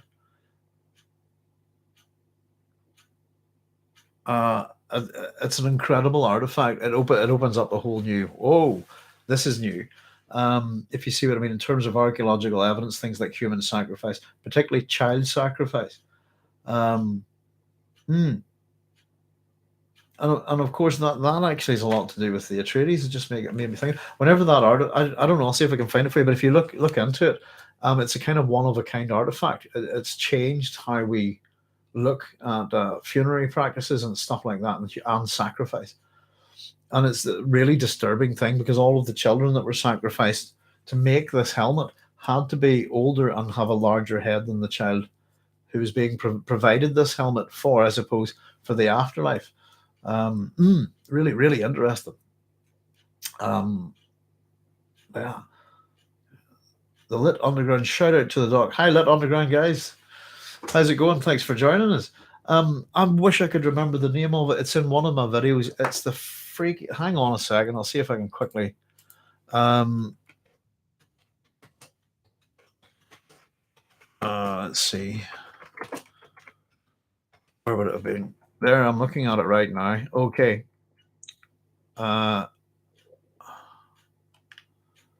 Is it there's a particular person's taking this image, I think, that's quite well known here. Where are we? Infants wearing other popular mechanics. Tell you what, let's just I think you'll find there's something on the smithsonianmag.com. It's to do with babies in Ecuador, I believe. We're going back a couple of years. Let me see. Yeah. I'll tell you what, simply I just typed in child skull helmet Southern America, and you'll see it within it if you click the images. Go find it if you can. Go find a good article, not a kind of newsy one, but a good scholarly one, a science one on it. It's absolutely fascinating, and it's an absolute game changer, I think. In terms, Sarah Youngst, I think, is the photographer. And I saw this a couple of years ago. I'm into the kind of these kind of things, and archaeologically speaking, etc. And as you've kind of seen that, particularly with a lot of these kind of myths to do with the Peloponnesians and stuff, that they're actually represent transitions out of human. Some of the aspects of these stories are transitions out of human sacrifice to child sacrifice to things like we were talking with the baby at. Sorry, not the baby. I think you said the baby at Macon there. The trick at Macon. What am I thinking on there? I'm thinking on a horror film, aren't I? And the trick of Macon at this point, then you get people sacrificing fat and bones rather than human beings and stuff like this. There's an awful lot to it. I suppose I'm paraphrasing, but It really is fascinating. But that's I think that find was 2 years ago, and it's definitely something that's, wow, it's really interesting. I suppose we have quite a lot to learn from it. I just watched a documentary that suggested a Spanish account of freed sacrifice victims insisting they be sacrificed, having been prepared for sacrifice, make the Fremen ease of embracing death more understandable to our classic Greek minds. There's all sorts of stuff. Cynthia saying title justice and fairness related behaviors in non-human primates. Did I miss something there, Cynthia? Prior to that, let's just scroll up. Cynthia, yeah. All right. Justice and fairness related behaviors in non-human primates. Title of a book, Cynthia. There's all sorts of these practices all over the world, I suppose, and so the interesting thing about that one, what did we say it was in Ecuador, was it, or something like that, is that it's dated to about 1000 AD. When we're talking about the Pelopons and stuff, we're talking about these practices stopping. If we can believe the association with historical dates, etc., around 1300 BC. So there's a couple of 1,000 years, I suppose, and changes in those practices, but we're talking on a global nature, if you like. Well, there we go. Good point, Cynthia. I wonder what Carl Gustav Jung would say. I missed whatever it was. I think I just got your title there, Cynthia, but whatever point I think you're maybe making a point prior to that, and I think I can't see it here. This is very behaviors in all human primates. Non-human primates. That does sound. Yeah, it's all quite interesting, I suppose. And justice we talk about is where will Dune go, and we make our own justice. This kind of world, and ultimately, if there was a Dune 7, the idea of a kind of heading towards that kind of legal conclusion that you would find, I suppose, in the Oresteia. So yeah, just bitterness kind of wins over justice here, and I suppose in the bitchiness. But the other thing, I suppose, when Leto said, what is it he says? We all understand bitterness. I can understand, isn't it? Where are we? 42. Bitterness I can understand. I made a wee note here that we had Jessica's bitterness previously. If you remember in the previous chapter, something's gone. My Norton has been updated. It's popped up there. There we go. Sorry, I was jumping up on the screen there. And again, we had Jessica's bitterness. It came from the fact that she learned that Margot Fenring was married by Count Casimir Fenring. The Count married his lady, and that caused Jessica bitterness in the previous chapter. So that wee bit with I don't know what you think, guys, but I thought it was maybe staged, a bit of propaganda.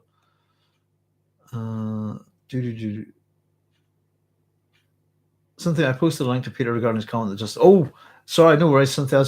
Sometimes I miss things here, if you know what I mean. That no problem. Because I think I heard the same about the sacrificials on YouTube. Might have been a podcast. I did see it on YouTube in the last month. Maybe we watched the same thing. There we go. Now, where are we?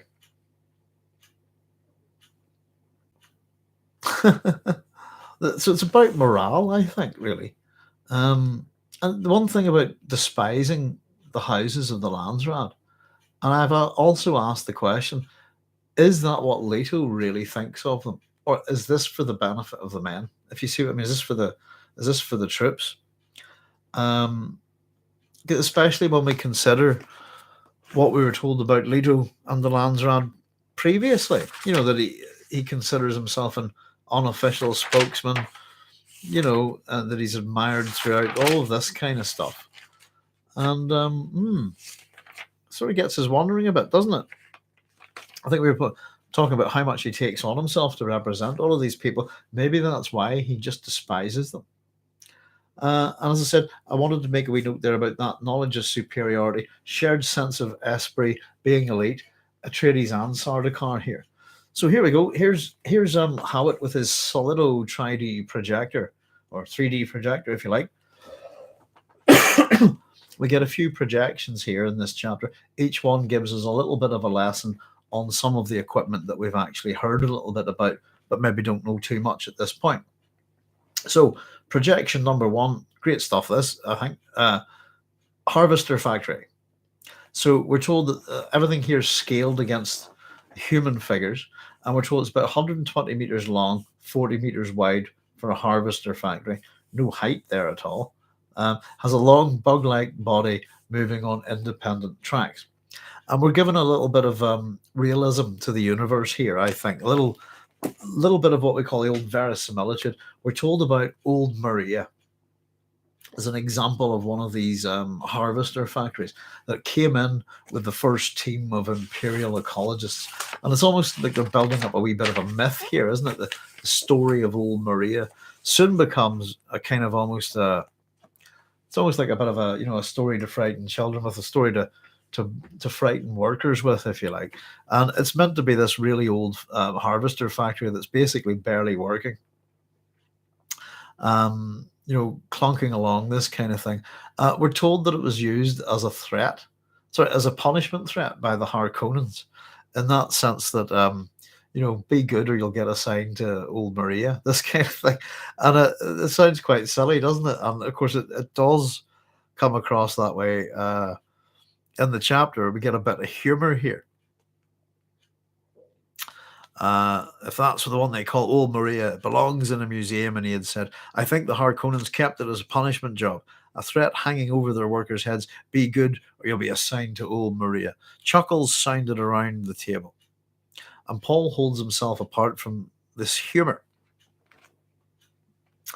And of course we get Paul's got a question here. And some of this is kind of interesting, I suppose, if we have a think about it. Can a worm swallow a harvester factory whole? And this basically gets the whole room to shut up. It's what?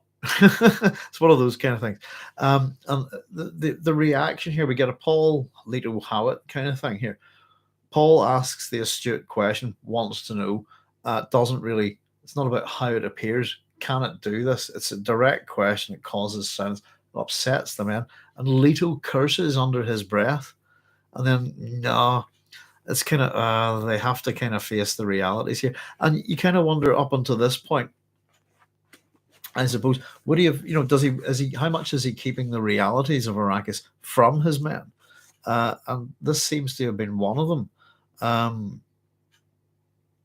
How it's, I suppose, response here, actual response reaction, is that worms in the deep desert could take it in one gulp, and it goes your whole factory. The ones that are closer to the shield wall, he tells us, probably aren't as big, but they can easily wreck and devour one at their leisure. And this brings up a few questions about why can't we use shields? And of course, once again, we get a deferment to Idaho. According to Idaho, way to pass the buck.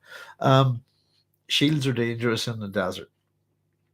And we're told that a body-sized shield will attract every worm for hundreds of meters around.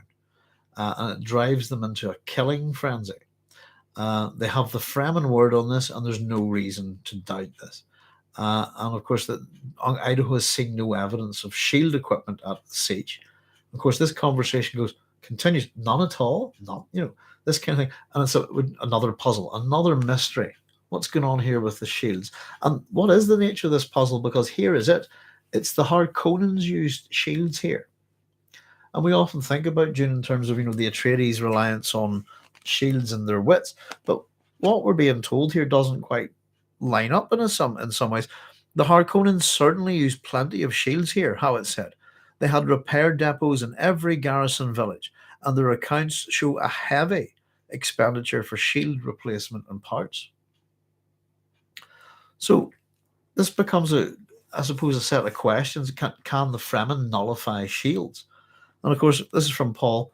Howard responding that's not likely. And again, matching a little bit about what we're told in the terminology of the Imperium, it requires a Shire-sized static countercharge to short one out, pretty much. No one's ever been able to put this to the test. So in all the years that shields have existed, I suppose, nobody's even tried a remote experiment on this kind of thing. There you go.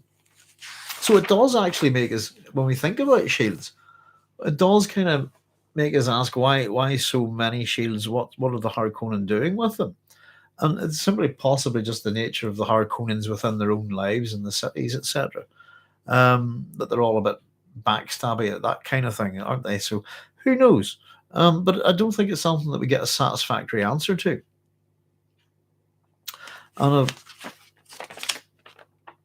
of course, I think they say, if they had a way of nullifying, I think the shields that they'd have heard about it by now, I suppose. There's David Sokovia saying, hello to everyone. Nice to come back. Hi, David. Thanks for joining us. We're about halfway through this one, I think, tonight. It's quite a long one. I'll put it this way. I've done about, I think I've done 118 notes on this chapter, and we're just coming up to number 54. I'll take a wee break in a second for a run to the loo. But yeah, thanks for joining us, guys. Doc, what do you think? Thufir's error is similar to Abraham being tested to sacrifice Isaac. Oh, that's an interesting one. And Brad saying there must be shieldless zones on the edges of cities, or the cities would be constantly under siege by the worms. What do you think? Thufir's error is similar to Abraham being tested to sacrifice Isaac. I'll tell you what's a really interesting look on that is it Tryhard discusses the Abraham and Isaac sacrifice, I suppose. Which is, again, it's a child sacrifice, isn't it? It's one of those ones that I think he presented the whole thing about Abraham testing Isaac and being stopped is that Abraham's response is immoral. And sacrifice your son. No, should be the answer. Is the moral answer, I am the Lord your God, etc.? No. Learn to say no. I think is the lesson. It's moral, and I suppose the point that I think Tlyhard points out is that Abraham makes the wrong choice, and I think it's one of his arguments for therefore you don't get a Messiah. This kind of thing. You're not ready. Thufir's error is similar to Abraham being tested. Let me think. Which error are we talking about, Peter? There's been a few. But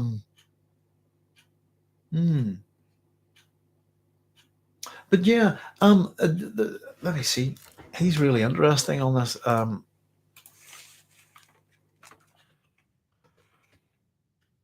Yeah, I'm very bad at remembering his name.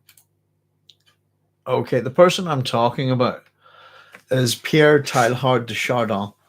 And you should check him out. Now, I've read some stuff with this guy, and he's very interesting, and it was kind of to do with some of this stuff, but he's, I think, the chat will do with Tlyhardy and Omega points and stuff like this, but there was a lot to do with Abraham and Isaac. And I'll tell you something, actually. Well, once upon a time, I was quite interested, but I went to visit Rembrandt's house in Amsterdam, and I actually just had it wasn't a big thing. We postcard I decided to get myself a memento, and of all of the etchings by Rembrandt that I picked, it was Abraham and Isaac. I thought it was really good. Shalom all says, Chaya. Hi, Chaya. Thanks for joining us. Peter said, the error of leaving the house unguarded. I'm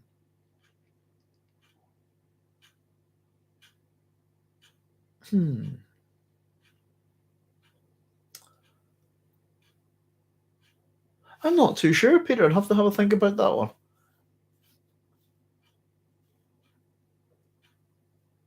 Do I think Thufir's error is similar to the... Yeah. I'm not too sure. I'd have to think about it. I was just lost my... sorry, I went off on one there just thinking about the Abraham Isaac thing. It's a thing that's... I think it's a big plot point, isn't it? It's got something to do. It is a big plot point, if I'm not mistaken, in the Hyperion cantos. Because we have... Now, I haven't read them in ages, but it's the guy whose child is aging backwards, isn't it?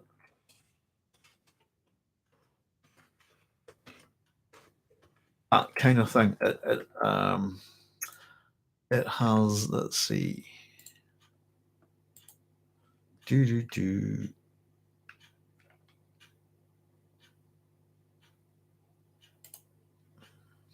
Yes. If you check out Hyperion, Part 4, The Scholar's Tale, the river Leith's taste is bitter. Saul Weintraub, a Jewish professor, present on the pilgrimage with his infant daughter Rachel 20 years ago. Saul's adult daughter became an adult. Yeah, she's aging backwards, and is that Rachel contracts a disease which causes her to age backwards. Saul wrestles for years with dreams in which he's ordered to go to the Hyperion and sacrifice Rachel in a replay of the Binding of Isaac. It's check that out if you're not familiar with Hyperion, but it's kind of on the same page as there, I think, I think your analysis is very interesting. Sometimes my head's in different places, Peter, and I kind of have to get there, I suppose, if you see what I mean, because I tend to juggle a lot of things in my head. But yeah, it's an interesting thing, isn't it? And again, I don't really look at things like the story of Abraham and Isaac. I don't look at them. I never have done really, but I don't look at them with a religious eye. I look at them with many, many eyes, if you see what I mean. But cultural, religious, I suppose, one, archaeological, etc., etc. That interpretation of Abraham I've never heard. It reminds me of the Last Temptation of Christ. Yeah, it's. I mean, if you look into Abraham, I think he's an interesting character, but you can determine enough things about him, I suppose. Yeah, where he's from, for example. I mean, he gets up to all sorts, I suppose. But in particular, the kill your son for me is an immoral, unethical request by a god that's meant to be benevolent. It's as simple as that. The answer should be no. Take me instead if you're that up on killing this kind of thing. I think that's the morality of it, and I think that's what's not presented by Abraham. Pierre Teilhard de Chardin is very interesting. My understanding is that he was a Jesuit, and I think in World War One, if I'm not mistaken, was stuck behind enemy lines with all the other priests and ministers and ha-has and stuff like this, just not helping anyone and not providing comfort to the men on the front line. So I think I'm not too sure, but I think he pretty much put the dog collar down and decided to go become a stretcher bearer. But he's definitely a very interesting chap. And in relation to that particular myth, Hyperion's your book. If anybody doesn't know the Hyperion cantos, we're talking science fiction royalty, really. There we go. Oh, honestly, if you're a bit of a fan, if you're like myself, maybe, if you like things like the Canterbury Tales or the Decameron, then in space, kind of, it is very, very good, I have to say, and you're getting your money's worth.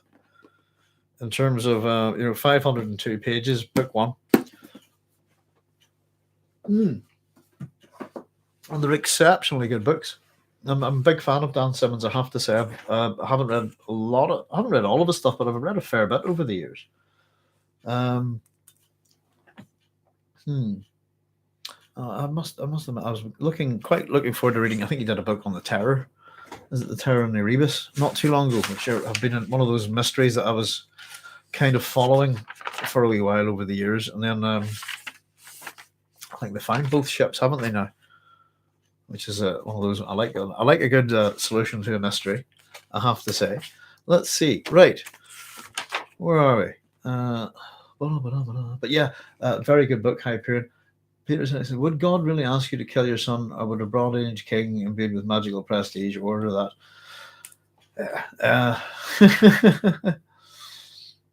No, that's the point. Why would...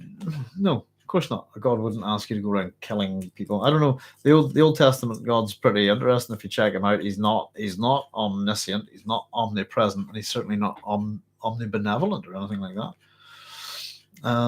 It's not a test if you're asked to do what's in your nature. An error isn't a test either. So how is Thufir's error similar to Abraham's test? Well, that's what I said. I was not able to put one and one together and come up with two there. So I just ran with it that it's one of those wee interesting things within science fiction, you know. But I will have a think about it. But I don't know. Tried Hyperion, too much of a mystery box. It's I'll say this for it. Colleges. Whenever I first read it, the first little bit I found a bit slow. So you're talking really about the first 25 pages of the book, and then you hit the first tale. But yeah, there. If you can stick to it, it's really good. And yeah, I mean, it has action in it that would make the Expanse look a bit naff. To be honest with you, it really does get going once you start putting the pieces together. And there's a chunk of Tiger in it as well. I would say. The nature of the Shrike, I'd say, is influenced a good bit by Tiger. Doesn't know who or what is the Shrike. But it's got, for those who don't know, though, it's got one of science fiction's greatest monsters in it, the Shrike itself. And it really is. It's yeah, there's a lot to it.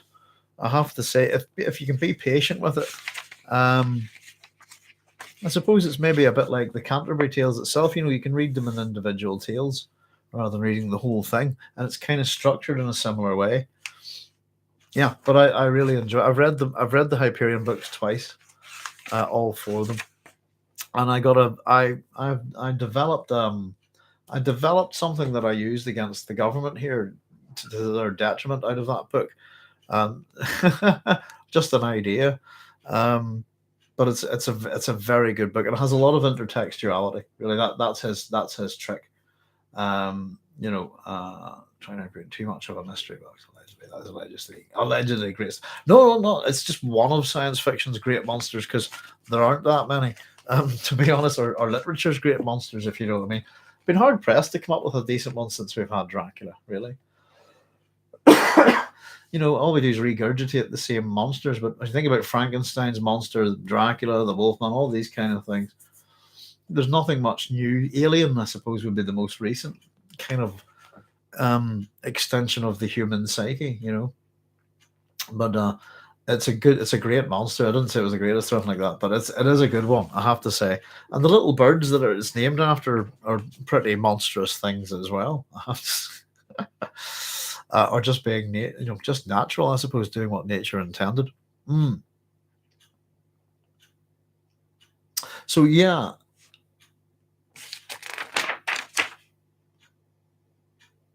We'd have heard by now, the smugglers have what we also hear then is that the smugglers have close contact with the Fremen, and that if such a technology would have existed, we're talking about this, have they found a way to nullify shields?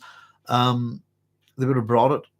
They would have bought it if it existed. I know they have no inhibitions about shipping stuff off planet. Excuse me.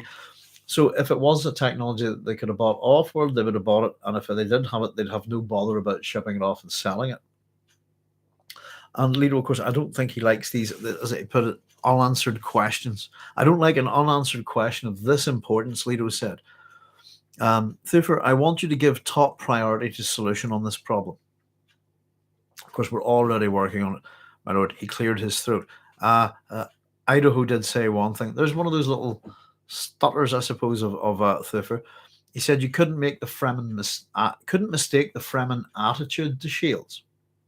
And I think this is quite. They're amused by them. They think they're funny. And Leto doesn't like this at all, does he? He's not happy. Change the subject back to the equipment again, and it's a trait of his. When I suppose he's not happy quite a lot of the time when people tell him things that he doesn't agree with. So we get another one of these solid old 3D projections. Projection number 2, a carry-all. Another piece of equipment that's essential to spice mining, the carryalls that we all love. Large Thopter essentially delivers factory to the spice-rich sands, rescues the factory when the worm appears.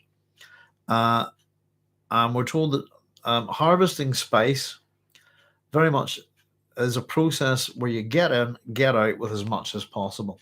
And I've made a wee note here. This is where Leto makes what I call a shit joke. Leto's shit joke is what I've called it. Harvesting spice is admirably suited to Harkonnen morality. And it's just, oh dear, one of those. And of course, Paul notices this in the room, the falsity of it. The laughter. Oh, maybe it's not Paul. So it's just the narrator. The laughter was abrupt, too loud. This kind of, it's false. And we get projection number 3, an ornithopter. Ornithopter replaced the carry on the projection focus, and we're told that these ornithopters are fairly conventional. How it's set. The major modifications give them extended range. Extra care has been used to sealing essential areas against sand and dust. Only about 1 in 30 is shielded. Possibly discarding the shield generators wait for great range. And again, Leto's not happy. House Atreides, our wits and our shields. And this is the second time in just a moment that the shields aren't great. He doesn't like this de-emphasis on shields. And I get this, very interestingly, has him go almost despair, I think, here at this point. Is this a Harkonnen secret? This is his personal thoughts. Sorry, I'll bring this book over here. Let's see. I don't like this de-emphasis on shields, the Duke muttered. And he thought, is this the Harkonnen secret? Does it mean we won't even be able to escape on shielded frigates if all goes against us? He shook his head sharply to drive out such thoughts, said, let's go to the working estimate. What are our profits? He keeps diverting us back to equipment. There's these kind of diversions, profits, etc. But this in particular, his thoughts there are quite black, I think. And the possibility that the Harkonnens can nullify a shielded frigate suggests that he possibly does have an escape route planned with these frigates, and that this idea that if they could do that means I think they'd be doomed, that they'd just be able to hit them, no problem, no shields, they'd be destroyed. And I think it's a black thought that runs through his mind, and he quickly diverts away from it. What are our profits going to be? This kind of thing, the wise old man, the innocent death averted. I get where you're coming from now, Peter. Yeah. Divine intervention and godly vindication, a lot of parallels, if not perfect congruence. I see what you mean, though. The old man and the youth, and the innocent death averted, and not through any help of the old wise man, I suppose. Yeah, a lot of, if not perfect congruence. I got you now. Yeah. I suppose I could see what you mean, but I wouldn't go quite that far. I suppose, really simply put, that Thufir is not Paul's father, really. But it's almost as you start getting to think about, in terms of, I suppose, the Abraham and Isaac thing, that Leto bringing his son here, knowing that what's going on, it's interesting. Bojack Harden says, I didn't like Raoul as a character and thought last 2 books were meh. Is this in yeah. I don't know. The last 2 books I thought weren't too bad. Again, they take a bit of work, I think. I'd say with the Hyperion Candles, you've got 4 books there, and it's the same with the Book of the New Sun. They're well written. There's mucho effort in them, and I think the things that Simmons connects up, I think I kind of appreciate his books because of the literary intertextuality. Particularly, you've got things like Homer, Chaucer, the Decameron, stuff like that, and a lot to do with Keats, I think. And I'd say this: if you know a bit about Keats, Uh, Then the Hyperion cantos, and a bit about Chaucer, then the Hyperion cantos will become a different thing for you. Because Keats is the messiah, and isn't he, of the artificial intelligence? As I recall, of course, Endymion and Hyperion are poems by Keats, and this is what I'm talking about. If there's certain books, I suppose, if you read them, or if you have knowledge of X, X, Y, and Z, then the book becomes a massively different thing. So for me, Hyperion works on all sorts of levels, and it's the same thing with Olympus and Ilium. To be honest with you, and it's not just the Iliad and the Odyssey. There's stuff to do with the Voynich manuscript and Moravec and also I think it's really interesting. But yeah, it takes a bit of effort. I think there. As I said, the first time I picked up Hyperion, I started reading it, put it down, not enjoying it, and I went back at it and had another go at it and tore through it. But you can read the first two as standalone, I think.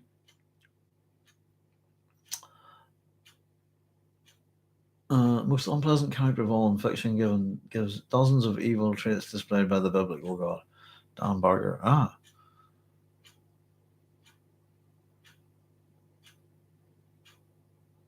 What context for that, Bob? Sorry, the most unpleasant character of all in all of fiction gives dozens of evil traits displayed as by the biblical god. Yeah. Oh well, goodness. Yeah, he's pretty evil, isn't he? Actually, if you look at it. Yeah. Curious how the Duke thinks that an escape plan off planet is still under his control, and he can escape the trap. I think again that's probably a last desperate bid, isn't it? And I think it gives us a slight indication, Cynthia, that he may have this put aside, if you know what I mean, that maybe he does have these, there is probably it will go really badly. Let's get the hell out of here at the last minute. There is an escape plan, possibly. But I think that's why he seems so desolate there, to be honest with you. He doesn't seem happy about it. We get a whole pile of estimates in here again from, this is to do with the money, the profits. We're told first estimate is depreciated figure for safety. Let's see. Thufir goes into a mentat trance, doesn't he? Here we go. Under the Harkonnens, maintenance and salaries were at 14%, and that the Atreides will be lucky to get 30% for costs. There's also percentage money that has to go to Chom, military costs, and the costs of repair and maintenance. So we're told the profit margin 6 or 7% until repair is carried out, and then probably boost that to 12 or 15% if all goes well. And of course, the wee point that they make here is unless we wish to adopt Harkonnen methods. And again, there's a couple of things coming up, but I don't think they're that different. I think the Harkonnens are a bit more straightforward in their brutality, but I don't think the Atreides are that much different. Of course, we don't want to adopt Harkonnen methods for a simple reason is that we're looking to stay here permanently, says Leto. We want a permanent planetary base. We have to keep a large percentage of the people happy, especially the Fremen. Most especially the Fremen, Howard agreed. And we're told this, our supremacy on Caladan, the Duke said, depended on sea and air power. Here we must develop something I choose to call desert power. And of course, we're told that this is quite important here, desert power. And he says that it may include air power, but it may not. And I've made a wee note here, actually. What have I written? Note. The lack of Thopter shields. The Harkonnens rely on high turnover of personnel from the lack of Thopter shields. And the Harkonnens, Harkonnens rely on high turnover of personnel from off-world. That's my little note. And the lack of Thopter shields. We're talking about why the Harkonnens rely on shields so much, but why aren't they in the Thopters? Atreides don't dare. What's this? Right. Yeah. In terms of the Harkonnens relying on a high turnover of personnel from off-world, this isn't an option for the Atreides. They don't dare do it. Simply put, there's too much of a risk of infiltration by agents, basically. And so at this point, if we don't want to be crush the population brutally, we'll have to be content with less profit and a reduced harvest.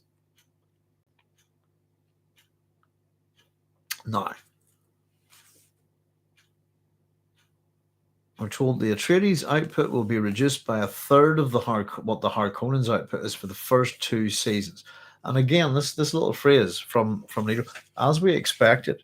And I think that's kind of a, I don't know. This is what, yes, we planned for this kind of thing, showing confidence when not necessarily knowing that you should be confident. I think they need to move fast. And there it is, the Duke said. Exactly as expected. We have to move fast with the Fremen. I'd like 5 full battalions of Fremen troops before the first Chom audit. And the 4 or 5 battalions all told, sir, no more guild troop transport costs. What's that? Sorry, I missed a wee bit. We don't have much time. They'll be, we know that they'll be here soon. Sorry, the Harkonnen are going to be here with the Sardaukar disguised as Harkonnens at the first opportunity. How many do you think they'll ship in, Thufir? And we're told that we're expecting about 5. Is that the same term? 4 or 5 battalions of Sardaukar. So the idea is, I suppose, if they get an equal amount of Fremen to Sardaukar, their own men will sort of create the balance, if you like, to help them win the day. What was I just going to look up here? When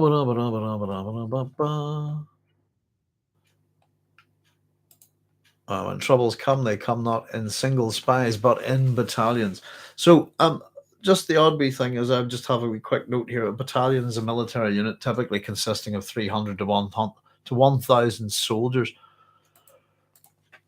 Excuse me, but I think, weren't we talking? I don't have to check this, but the Sardaukar usually described in terms of legions.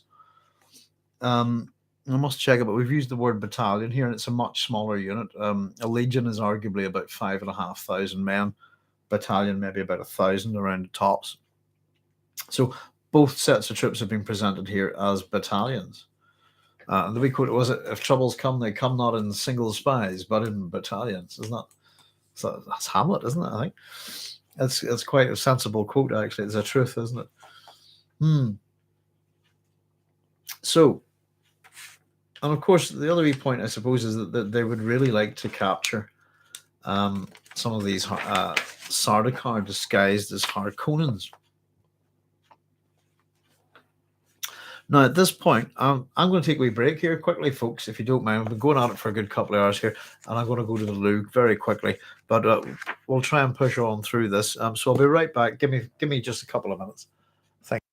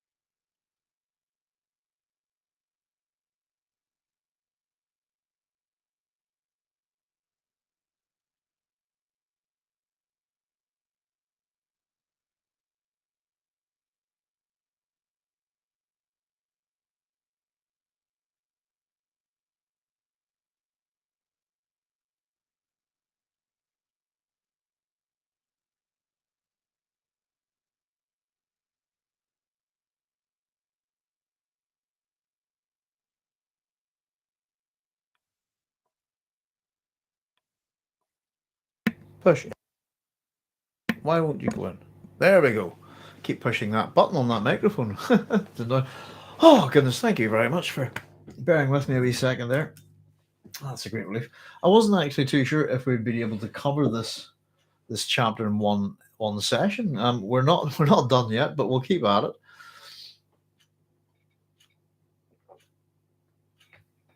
Uh, mm. Right, let's see. So this is the bit where Paul becomes suddenly conscious, I suppose, very aware of Hawat. Suddenly conscious of the Mentat's great age, aware that the old man had served 3 generations of Atreides. Aged.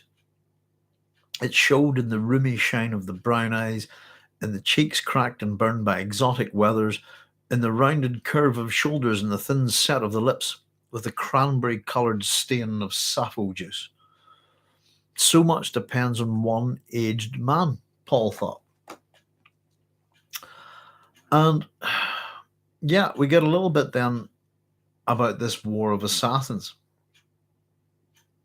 And Leto says, we're in a war of assassins, essentially. It hasn't achieved full scale yet, a limited war of assassins, whatever that may be.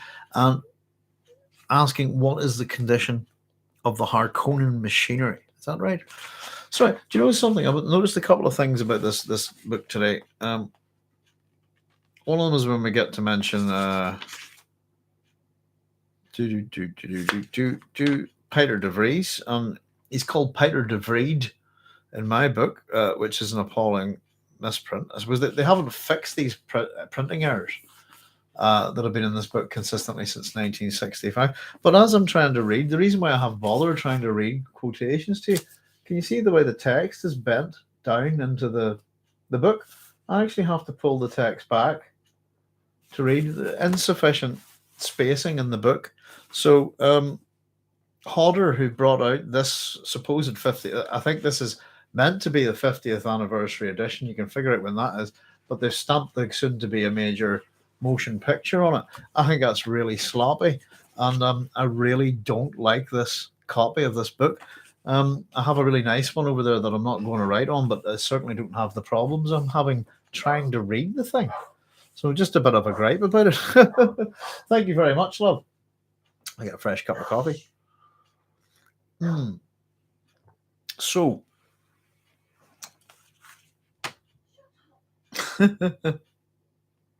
here we go. This is a bit about the Harkonnen war machine and what the Atreides have really been up to. We've eliminated 259 of their key people, my lord. No more than 3 Harkonnen cells remain, perhaps 100 people in all.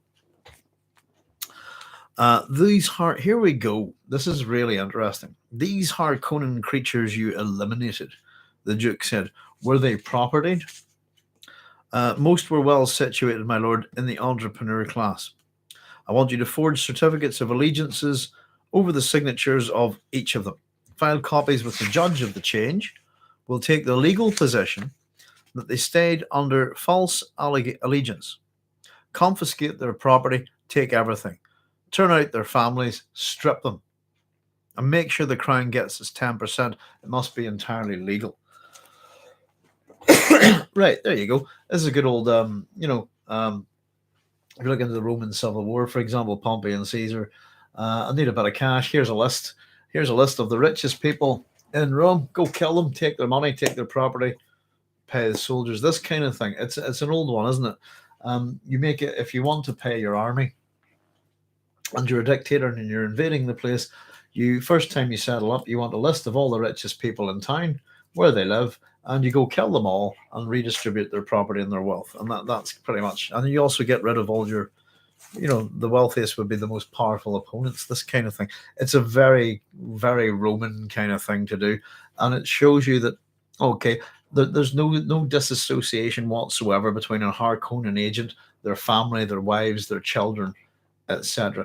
Harkonnen, everyone's a Harkonnen, aren't they? In that sense. And it's a very black and white way of looking at people.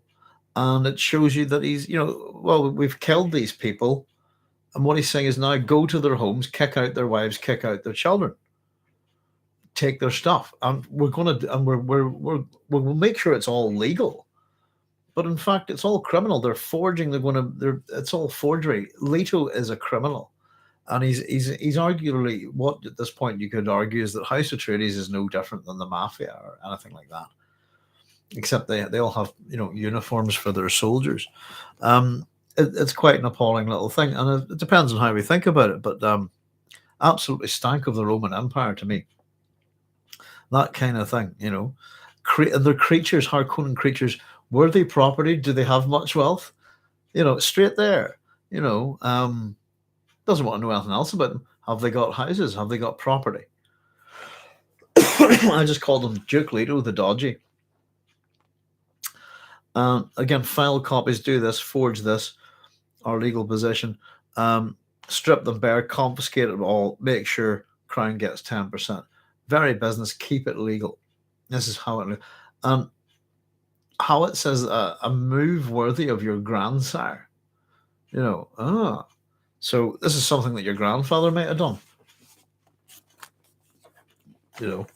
Quite appalling, really, isn't it? And of course, how it says, it shames me that I didn't think of it first. And of course, how it's under Paul's observation here, isn't he?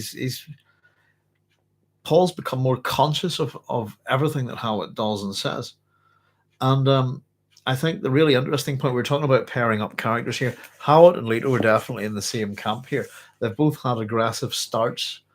They both get things wrong. And they've got this wrong. They think this is a great idea. Gurney Halleck and Paul disagree. And again, this chapter is where you're seeing Paul being we'll say having better leadership skills, being far more astute than his father. And Halleck's with him on this one. Halleck frowned across the table, a deep scowl on Paul's face. The others were smiling and nodding. So all of them, this is great, isn't it? No, it's not. It's wrong, Paul thought. This will only make the others fight all the harder. They have nothing to gain by surrendering.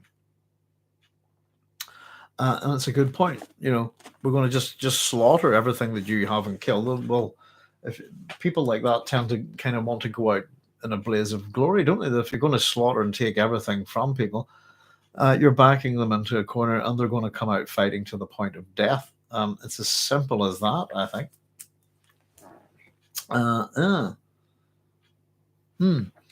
But it should tell us, wow, the noble, Duke Leto, the nice guy, turning out. So we've killed a bunch of people in a war of assassins, and now we want to go and hoof their wives and children out, or this kind of thing. It sounds pretty appalling to me. So I said very Roman. I should have said very British, shouldn't I? Very British Empire, I have to say. Yeah. Now, of course, yeah, the simple fact is this sort of thing could end up, and it's pointed out here, there's nothing to gain for these people to surrender. They won't surrender, therefore they'll keep fighting, they'll keep killing our own people. It's stupid. It's an oppressive practice, isn't it? And it's explained to them, really, I suppose.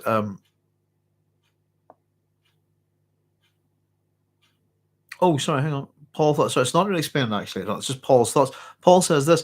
He knew the actual, or Paul's thoughts process, sorry. He knew the actual no-holds-barred convention that ruled in Camry, but this was the sort of move that could destroy them, even as it gave them victory. Canley, no holds barred, total war, if you like. Well, it's not total war, isn't it? That's the thing. There are kind of things in place to prevent that. But yeah, this kind of thing probably okay in this kind of war of assassins, but there's something that's just not right about it. And that's coming from Paul. All the men seem to be giggling and nodding. Yeah, opportunity for loot, I suppose. And Howard and Leto were kind of praising themselves, but it's not a good idea. And Gurney,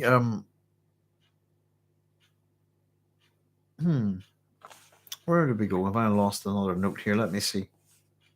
75. Oh, yeah, I've jumped pages again. Sorry. And of course, Halleck quotes here, I have been a stranger in a strange land. So the book of Exodus 2:22, for our, and of course, again, we've been thinking, these kind of Old Testament quotations, etc., or biblical quotations. Paul recognizes at this point that might be in our own heads. Is this one of the Abrahamic religions that Gurney's quoting from? But in fact, we're told this is the OC Bible. Another reconfirmation. And it's, the Orange Catholic Bible. Let me see. And I've been a stranger in a strange land. It's a very, of course, not that the book, but of course, a book that's a lot of similarities to Dune, I think, is Strange in a Strange Land. It's worth a read if anybody hasn't checked it out. By the way, it's really good. It's a bit cookie, but yeah. Let me see. So, and of course, this quotation, I've been a stranger in a strange land. He is a stranger in a strange land where all the men think this is a great idea. He's standing apart here, and it is his difference there with Paul. I think that it's not as much as they're making a mutual front here or anything, but their thinking is similar. And it makes Paul think, does Gurney want an end to plots? Does he want an end to all of this nonsense?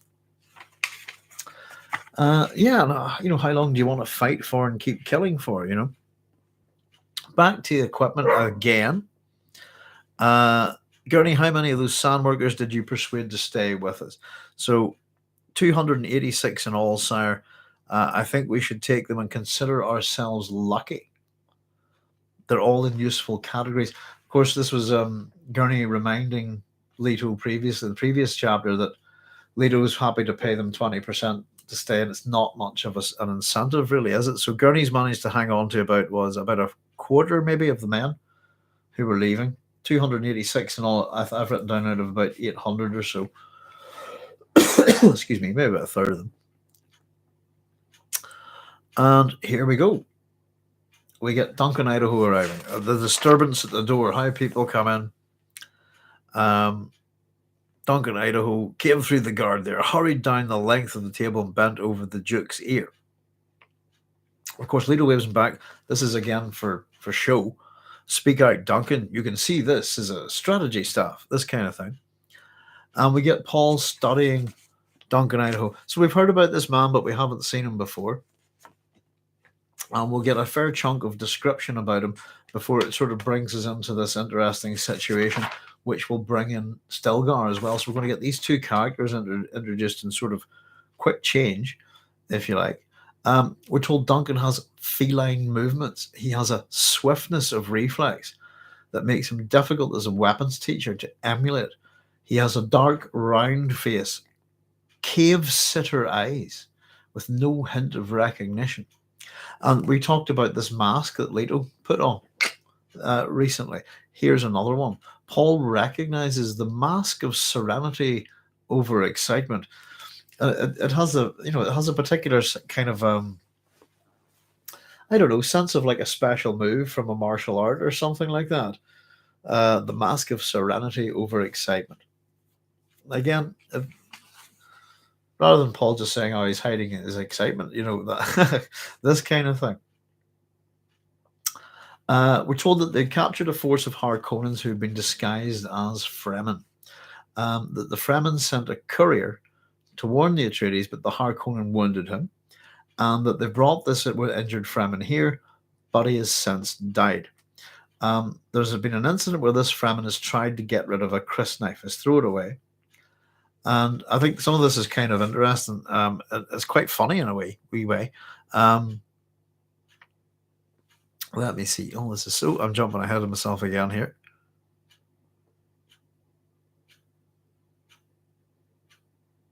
Yeah, I surprised him in an attempt to throw something away. Idaho glanced down at Leto. "A knife, my lord. A knife the like of which you've never seen." And then somebody goes, "Crysknife?" Just one of these sort of... "Is it a crysknife?" Yeah. Oh. And it's almost anticlimactic, isn't it? No doubt of it, Idaho said, milky white and glowing with a light of its own like. And he reached into his tunic, brought out a sheath with a black ridged handle protruding from it. And of course, this is where Stilgar comes in. But I think it's quite funny. It's almost Python-esque with somebody in the crowd just going, "I have got something you've never seen before in your life," and just someone going, "Is it a crysknife?" And Yes, undoubtedly. It feels a bit anticlimactic. And I thought that was probably the case as well, because it is for us. Because as much as the Chris knife, oh, one of the little mysteries of Arrakis, we've already seen one, haven't we? And we've been through this with Shattered Mapes and Jessica. Mm. This is going to be the second gift of a knife, and I suppose Duncan's going to put it inside his tunic as well. But there's a little bit of a parallel between him and Jessica here, and of course, this is to do with Fremen rituals to do with the Chris knife, I suppose. And we're going to find out a little bit. We'll get a hint of some of these as we move on here. Of course, this little banter about the knife, it's about to open it, and of course we get that keep that blade in its sheath, a big strong voice that penetrates through the room and is vibrant and has everyone staring, and we get to meet Stilgar, who is the second Fremen that we've met, really, isn't he? And it's interesting that after we encounter Mapes, the gift of a knife, we encounter Stilgar, also the gift of a knife, and we learn a little bit about the Fremen, and I suppose, again, he's representative of the Fremen, isn't he?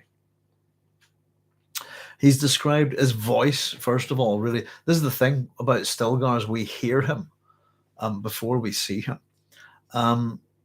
His voice is vibrant and penetrating, has everybody staring. What's this? He's a tall, robed figure, and he's been blocked at the entrance to this room by the crossed swords of the guard. He wears a light tan robe, and there's a gap in the hood that contains a black veil, which he hasn't actually removed at this point. But you can see the exposed eyes of total blue with no whites at all, the eyes of Ibad. So they let him in, and of course, here comes, we talk about entrances, don't we? The man swept into the room, and he stands across from Leto, and Duncan introduces him. And again, all these people sort of down there with Leto and having to stride past this long table. The table, I think, is quite funny in the setting of this scene, if you know what I mean. And of course, this is Stilgar. He's the chief of the Siege, and he's the person that warned us about this false band of Harkonnens. Excuse me. And we get Leto asking them straight up and direct, I suppose, why shouldn't we unsheath this knife? And interestingly enough, I suppose, the way every time that Howit's asked something, he tends to go, Idaho says this. There's a direct question to Stilgar here, and he also looks kind of to Idaho in a sense, if you like. Stilgar glanced at Idaho, said, "You observe the customs of cleanliness and honor amongst us. I would permit you to see the blade of the man you befriended." His gaze swept the others in the room.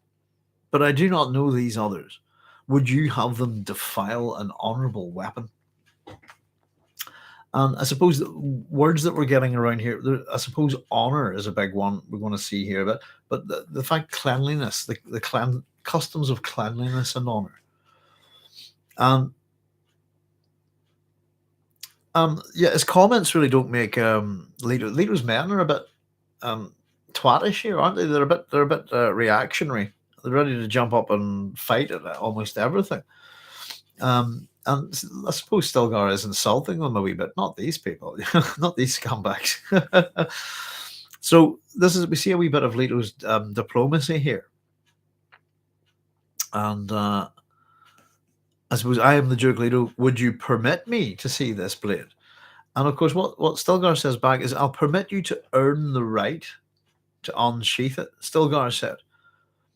And as a mutter of protest sounded around the table, he raised a thin, darkly veined hand. "I remind you, this is the blade of one who befriended you." So it is one of these kind of cultural clashes, isn't it? I think it's quite funny where almost everything in this situation could end in disaster, but somehow it actually works out. Dear. So Leto's men aren't too happy, but this gives Paul, I suppose, the opportunity to have a look at Stilgar, to study him. So again, something that Paul does a lot. In the waiting silence, Paul studied the man, sensing the aura of power that radiated from him. He was a leader, a Fremen leader, not just a leader, a Fremen leader. Radiates power, something vibrant about this man, isn't it? Vibrant,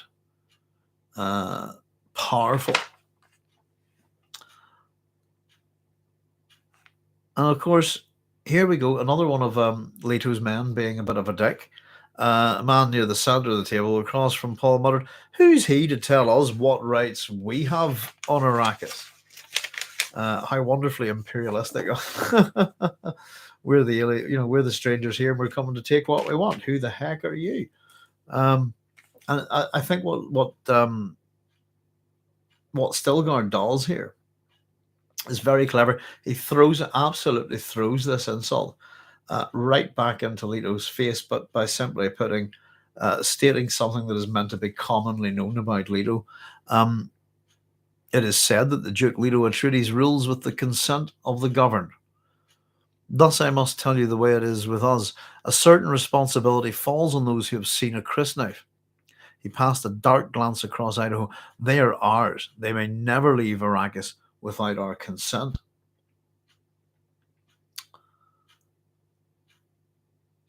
Again, I put they're ours, possessive, and they may never leave. And another absolute. And again, this attempt at diplomacy, if we can call it that, again makes Halleck and some of the men get up angrily. The Duke Leto, and Leto interrupts. I suppose, interestingly enough, earlier Halleck was speaking for the men, and I thought it was maybe staged, but here he attempts to speak for Leto, and is interrupted, and it's the Leto's thinking this is getting out of hand, and it really is. It's not the best place to sort of chat to, I suppose, have diplomatic relations in a barracks full of soldiers. And it's, again, the mildness of his voice, I think, that surprises people here. And he tells us that he would, and again, we're talking about honor and respect. 87, where are we?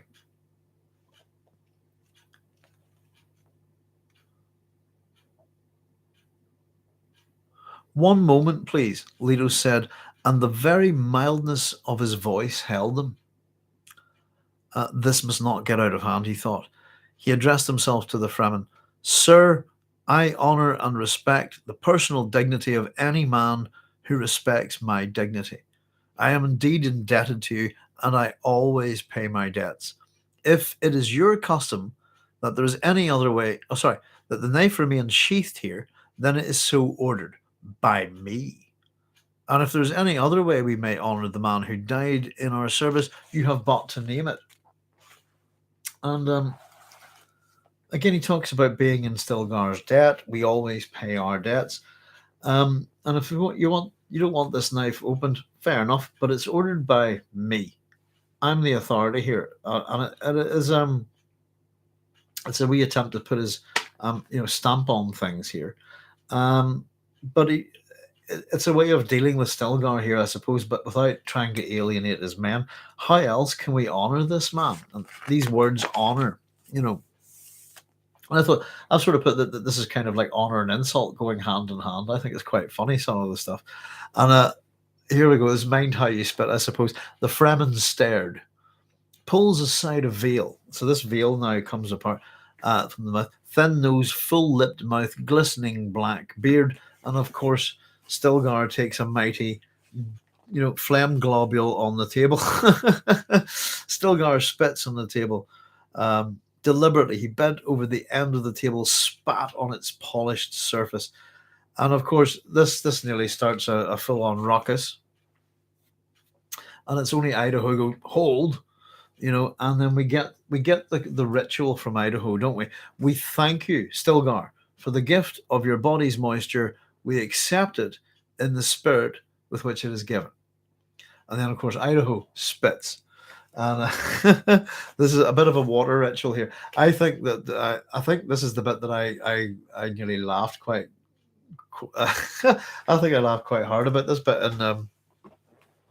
in Denis Villeneuve's version. And of course, the whole spitting, giving this scene in the book is meant to be two, two people from different cultures you've never really met before.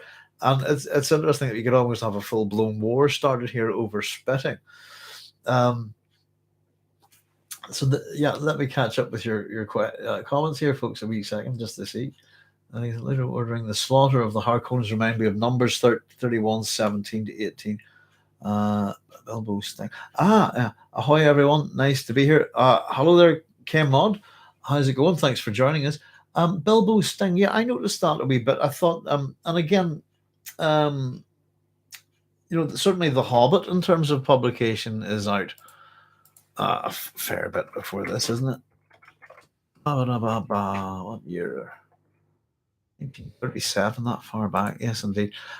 So yeah, I thought that the fact that the knives having that light of their own, that kind of thing, it's a wee possibly, yeah, Bilbo's Sting. But Numbers 31, 17 to 18. What's that one? Numbers 31. Let's see. Oh, right, yeah.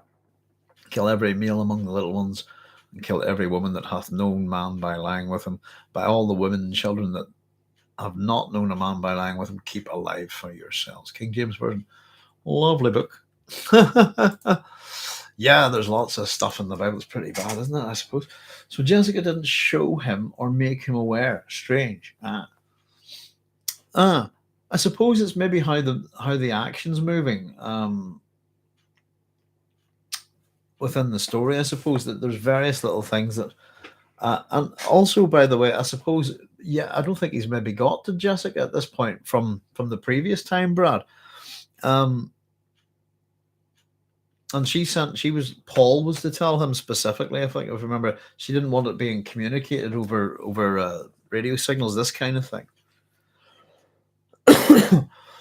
I'll tell you something, by the way, just for a giggle. In terms of people spitting and it nearly causing great offense, let me just check. I'm thinking on the right. I might have told you about this before. There we go. Not the book.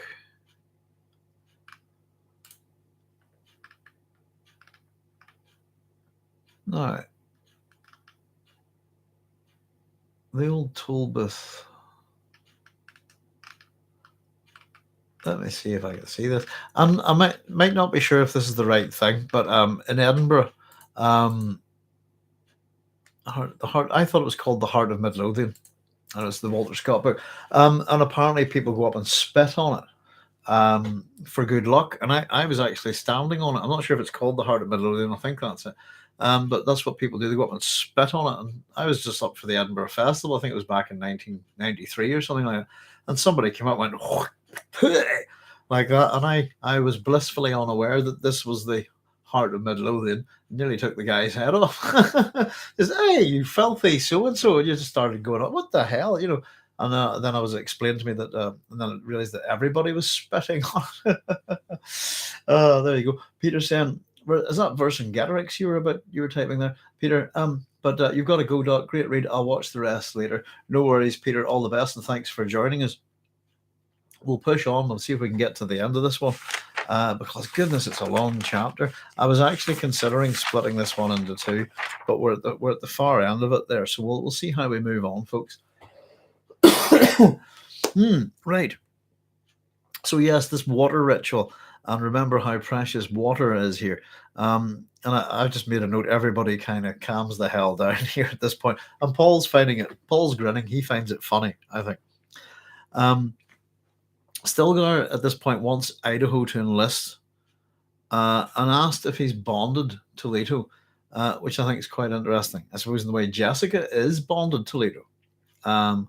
So it's not really answered, is it? But Leto wants him to accept dual allegiance.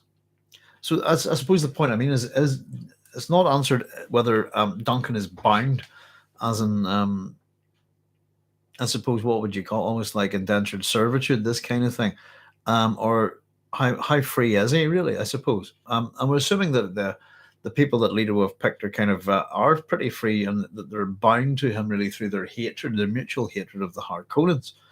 But I think it's quite funny. Leto wants Duncan to accept Paul's dual allegiance, and was like, make your own decision, but hurry up about it. It's this kind of thing again. And so it's decided that Idaho will serve Leto and the Fremen, and that he will have two masters. And we're told that there's precedent for this because Liet serves two masters. And of course, Idaho must be cleansed and the rites observed. Again, more about water rituals. Your water, we don't really quite get the significance of this. But we know water is incredibly important on this planet, and it seems to be culturally important within these people, how they greet, how they treat each other, this kind of thing. Your water is ours. The body of our friend stays with Duke Leto, and his water is now Atreides' water. And this little bit here, I think this is a common thing with Leto. Leto's side, it's the same kind of thing almost when Gurney Halleck quotes him. It's almost as if he doesn't have time for this kind of stuff. Glanced at Howat, catching the old mentat's eye. Howat nodded, his expression pleased. So it's kind of going the way they want, I think. And we get Stilgar basically going to leave. And very interestingly, Leto asks him, will you not stay a while? Now, the reason why that's interesting is I want you to remember back a couple of chapters there, and it's to do with both Jessica and Paul and how they treat Mapes. If you see what I mean, Mapes comes in, blah, blah, blah, here's some stuff, I've got to go and do my stuff. And it's about not calling that person back, if you understand. Jessica doesn't do it to Mapes, and Paul actually has a good think about it. I shouldn't do that. She's told me everything. Why call her back? She's off doing what I want. It's kind of very similar, I thought.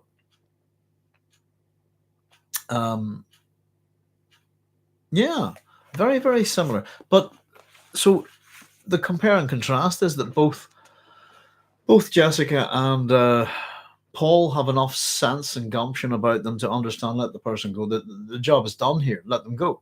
Leto does the opposite. Oh, don't go, Stilgar, come back. Like, why? I've got stuff to do. Sorry for wasting, this kind of thing. And again, it's one of those obvious compare and contrasts, I think.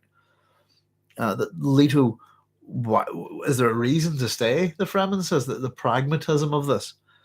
We would like to honor you. So the Duke says, honor requires that I be elsewhere soon. The Fremen said, shot another glance at Idaho, whirled, and strode out past the door and guards. Off he goes. We would like, almost like, just don't waste my time. And it seems that we would like to honor you. Honor maybe has a bit of a different meaning within the Fremen culture here. It seems more immediate and more important, and I suppose more real than fancy words. So let me see. Did I miss a wee bit there? 95. Oh, sorry. I did miss out a wee thing here, so I've got it in the wrong order. The dead Fremen is called Turok. And he's told to remember this, and it's time to release his spirit. You're all friends of Turok. And I said, Stilgar just said to me, blah, blah, blah, blah. Yeah, and he's off, isn't he? Yeah, Stilgar, and again, the little veil, everything about him, very mysterious, very not really wanting to waste time. And I said, very interesting the way we see how Paul and Jessica treated Mapes in the turning away of that character when the character's trying to leave, and how Leto does it.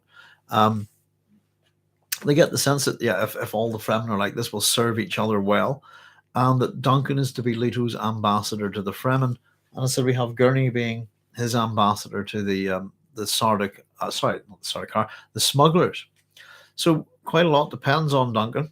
And back to this, what we really need is 5 battalions before the Sardaukar descend on us. So in other words, they want 5 battalions, about 5,000 of these people to come and fight and die for them. That's what they need them for. And Idaho really does point out something here. We're going to need at least 5 battalions of these people before the Sardaukar descend on us. This is going to take some doing, sire. The Fremen are a pretty independent bunch. Idaho hesitated then, and sire, there's one other thing.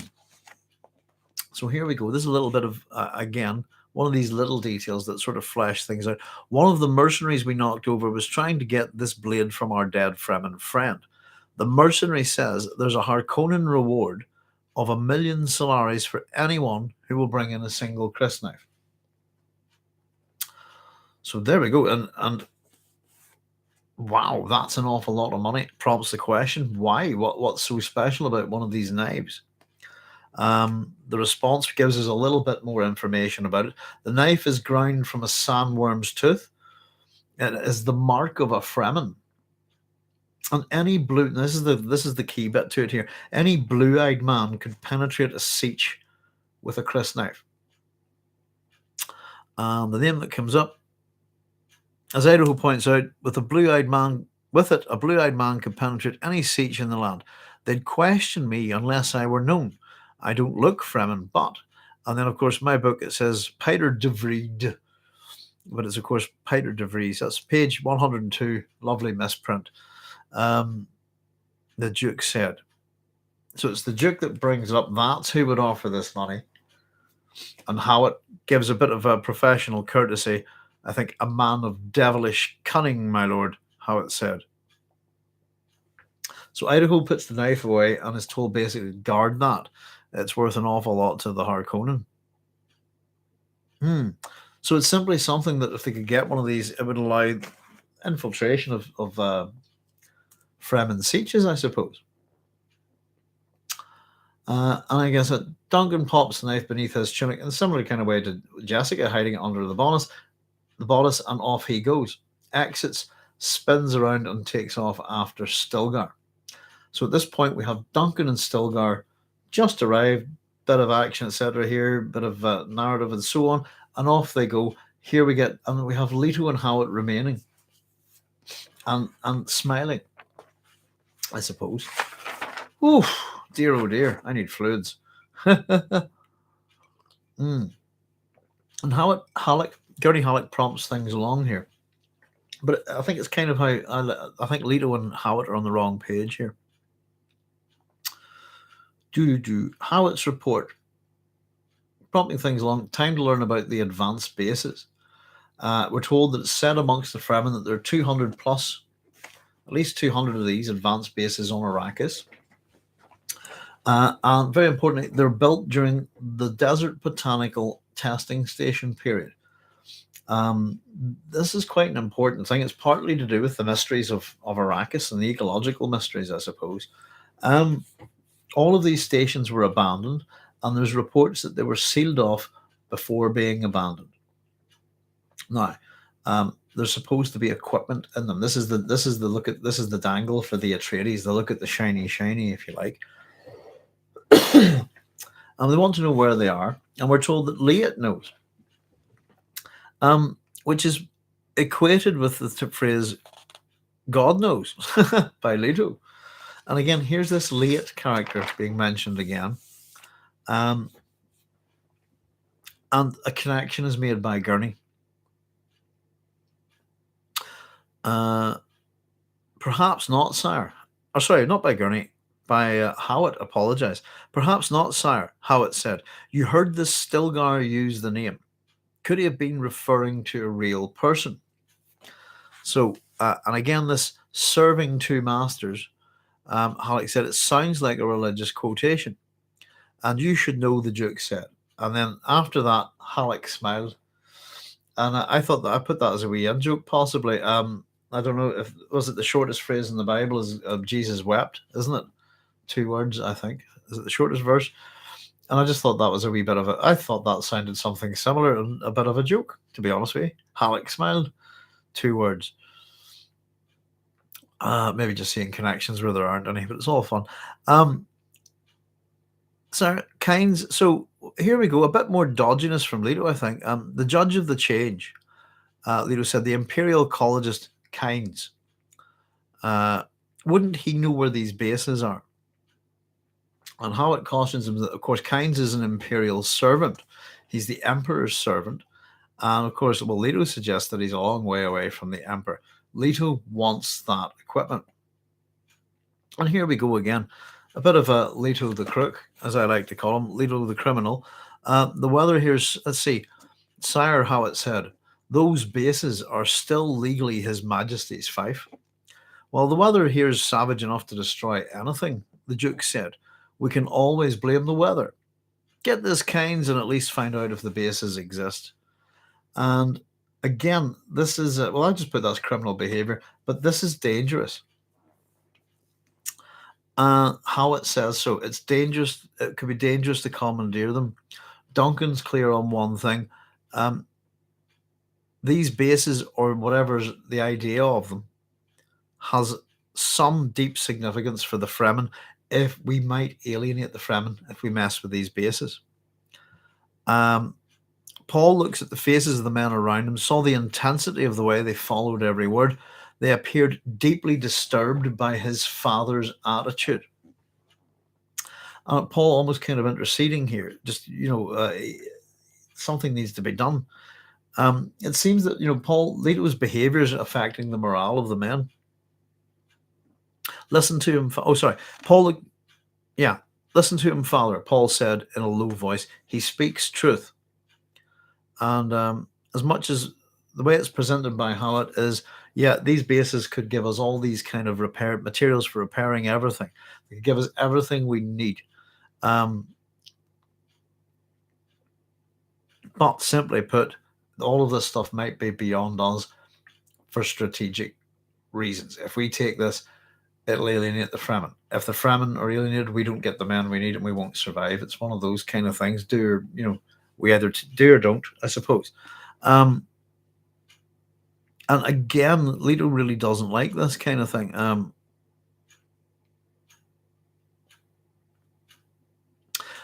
We're also told that Kynes, now this is an interesting bit. So we've been talking about the Fremen who talk about Liet, but they've used the wrong word here. This Kynes has arbiter. Oh, sorry, maybe I'm wrong. I've misread it. This Kynes has arbiter authority from the Imperium. We mustn't forget that. Oh no, here I didn't read it wrong. And the Fremen deferred to him. So this isn't Liet. This is Kynes, in this sense. So we know that the Fremen, there's somebody called Liet, and that they also defer to Kynes, the planetary ecologist. At this point, Liet equals Kynes. I kind of go Liet Kynes. It's one of those little mysteries that it shouldn't be too difficult for us to figure. And it's kind of, I think the Liet Kynes mystery is a bit like Superman and Clark Kent. Superman, Clark Kent, that kind of thing. It's just he's wearing glasses. How can nobody notice? This just a bit silly, I think. So he says, go about it gently then, don't poke and prod too much. And at this point, we're sort of getting, everybody has their jobs, rewards and alternatives, etc. Get about it, and Gurney's to take care of the smuggler situation. Oh, I've got a couple more pages to go. I'm looking forward to it. It's just gone midnight, which means I've just turned 49. That's my birthday. Happy birthday to me. Dear. Bradson, yep, quoted in one of the Hellraiser movies, Jesus wept. Yeah, it's one of those little two-word phrases, I think. Jesus wept. And this one, what was it? Halleck smile. It's just the way it's positioning with that, religious kind of association there. And it's that just a two-word phrase. It's just what made me think Halleck smiled. And I've literally written Jesus wept next to it. I just thought thought it was funny. I think there's a fair bit about this. But yeah, here we go. Time for more religious quotation actually from. So Gurney's to take care of the smuggler situation first. That's the priority. And of course, he says, we get another quotation from him. I shall go unto the rebellious that dwell in the dry land. And that's Psalm 68, verse 6. Again, another one of our Orange Catholic Bible quotations by Gurney. And I've put that what follows is another shit joke by Leto. And he makes a joke that if it's basically that if Gurney was without a quote or without a religious quote, it'd be the equivalent of him being undressed or naked. And we get this another one of these observations. I said I called it Leto's shit joke. Chuckles around the table, but Paul, with his abilities, heard the effort in them.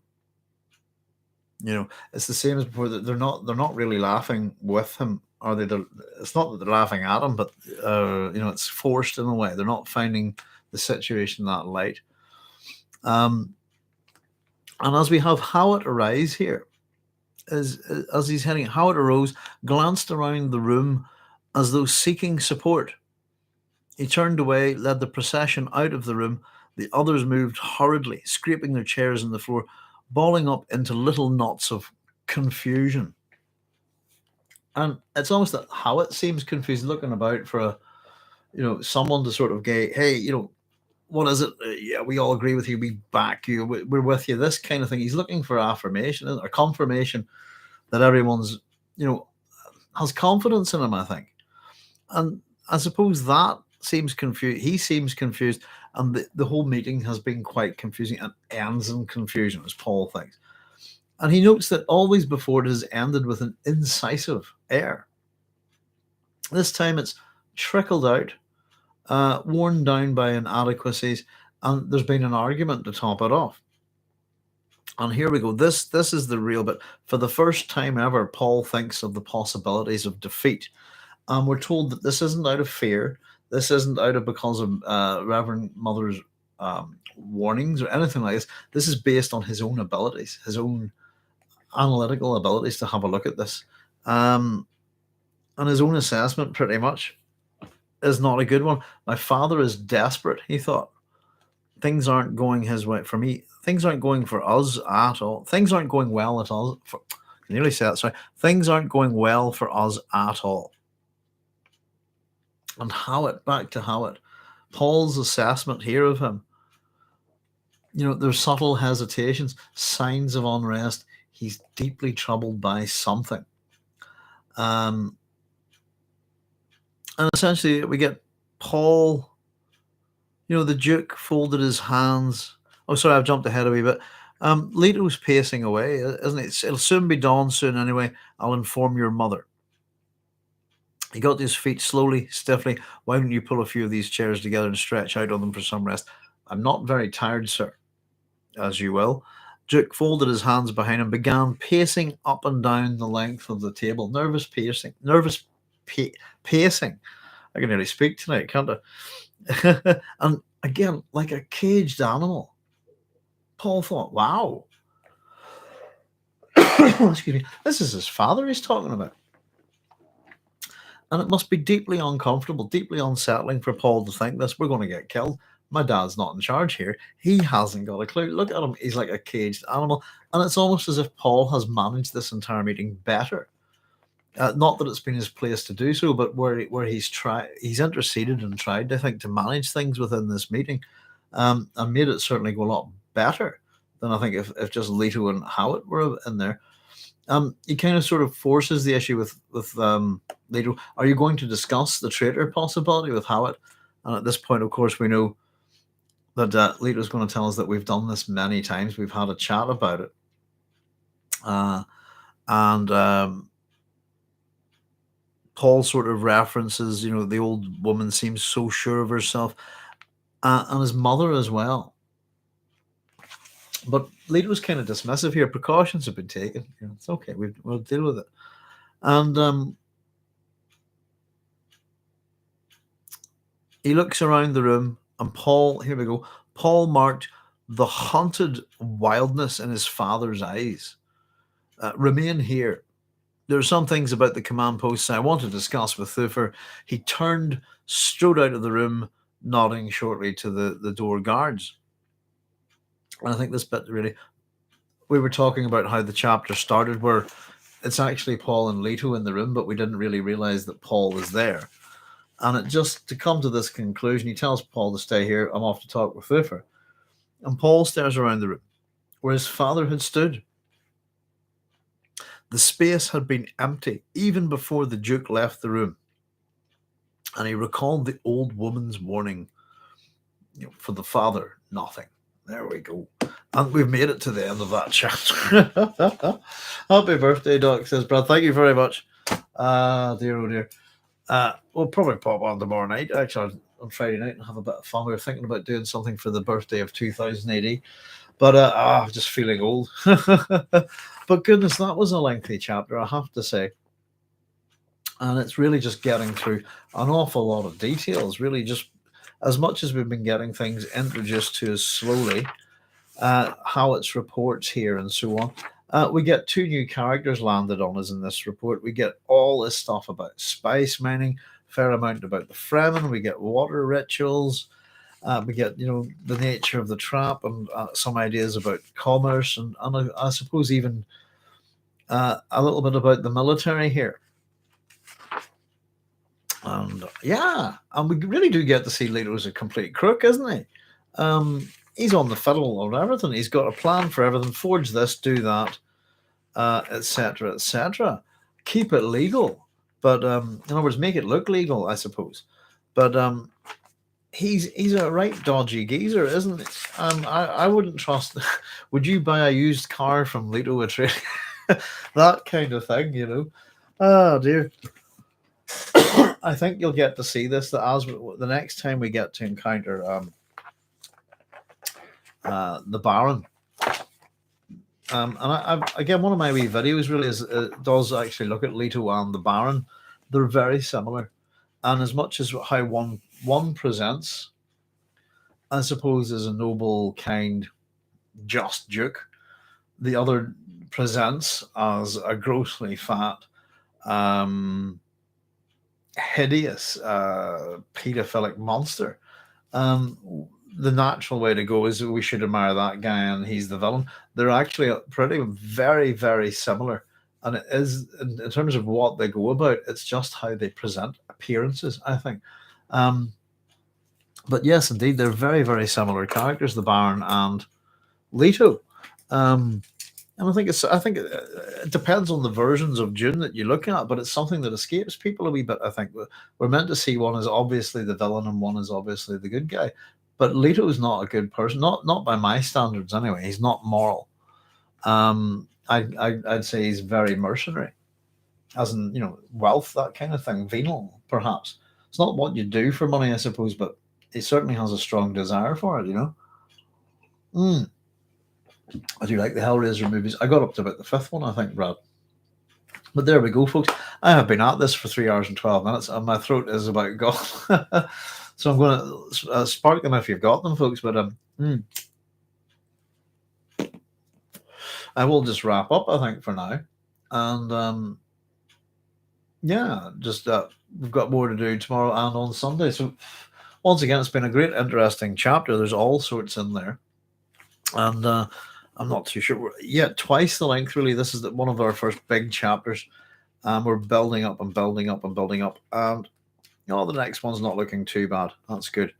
And as I said, the intrigue, the tensions building, the sense of the traps building, all of it. And we're starting to see, I don't know, I think Leto and Thufir aren't coming across in a particularly good light in this chapter, but starting to see Paul really come into his own. And as Leto says, you've matured, but if that's goodness, Leto, it doesn't come across as mature compared to his son in this chapter.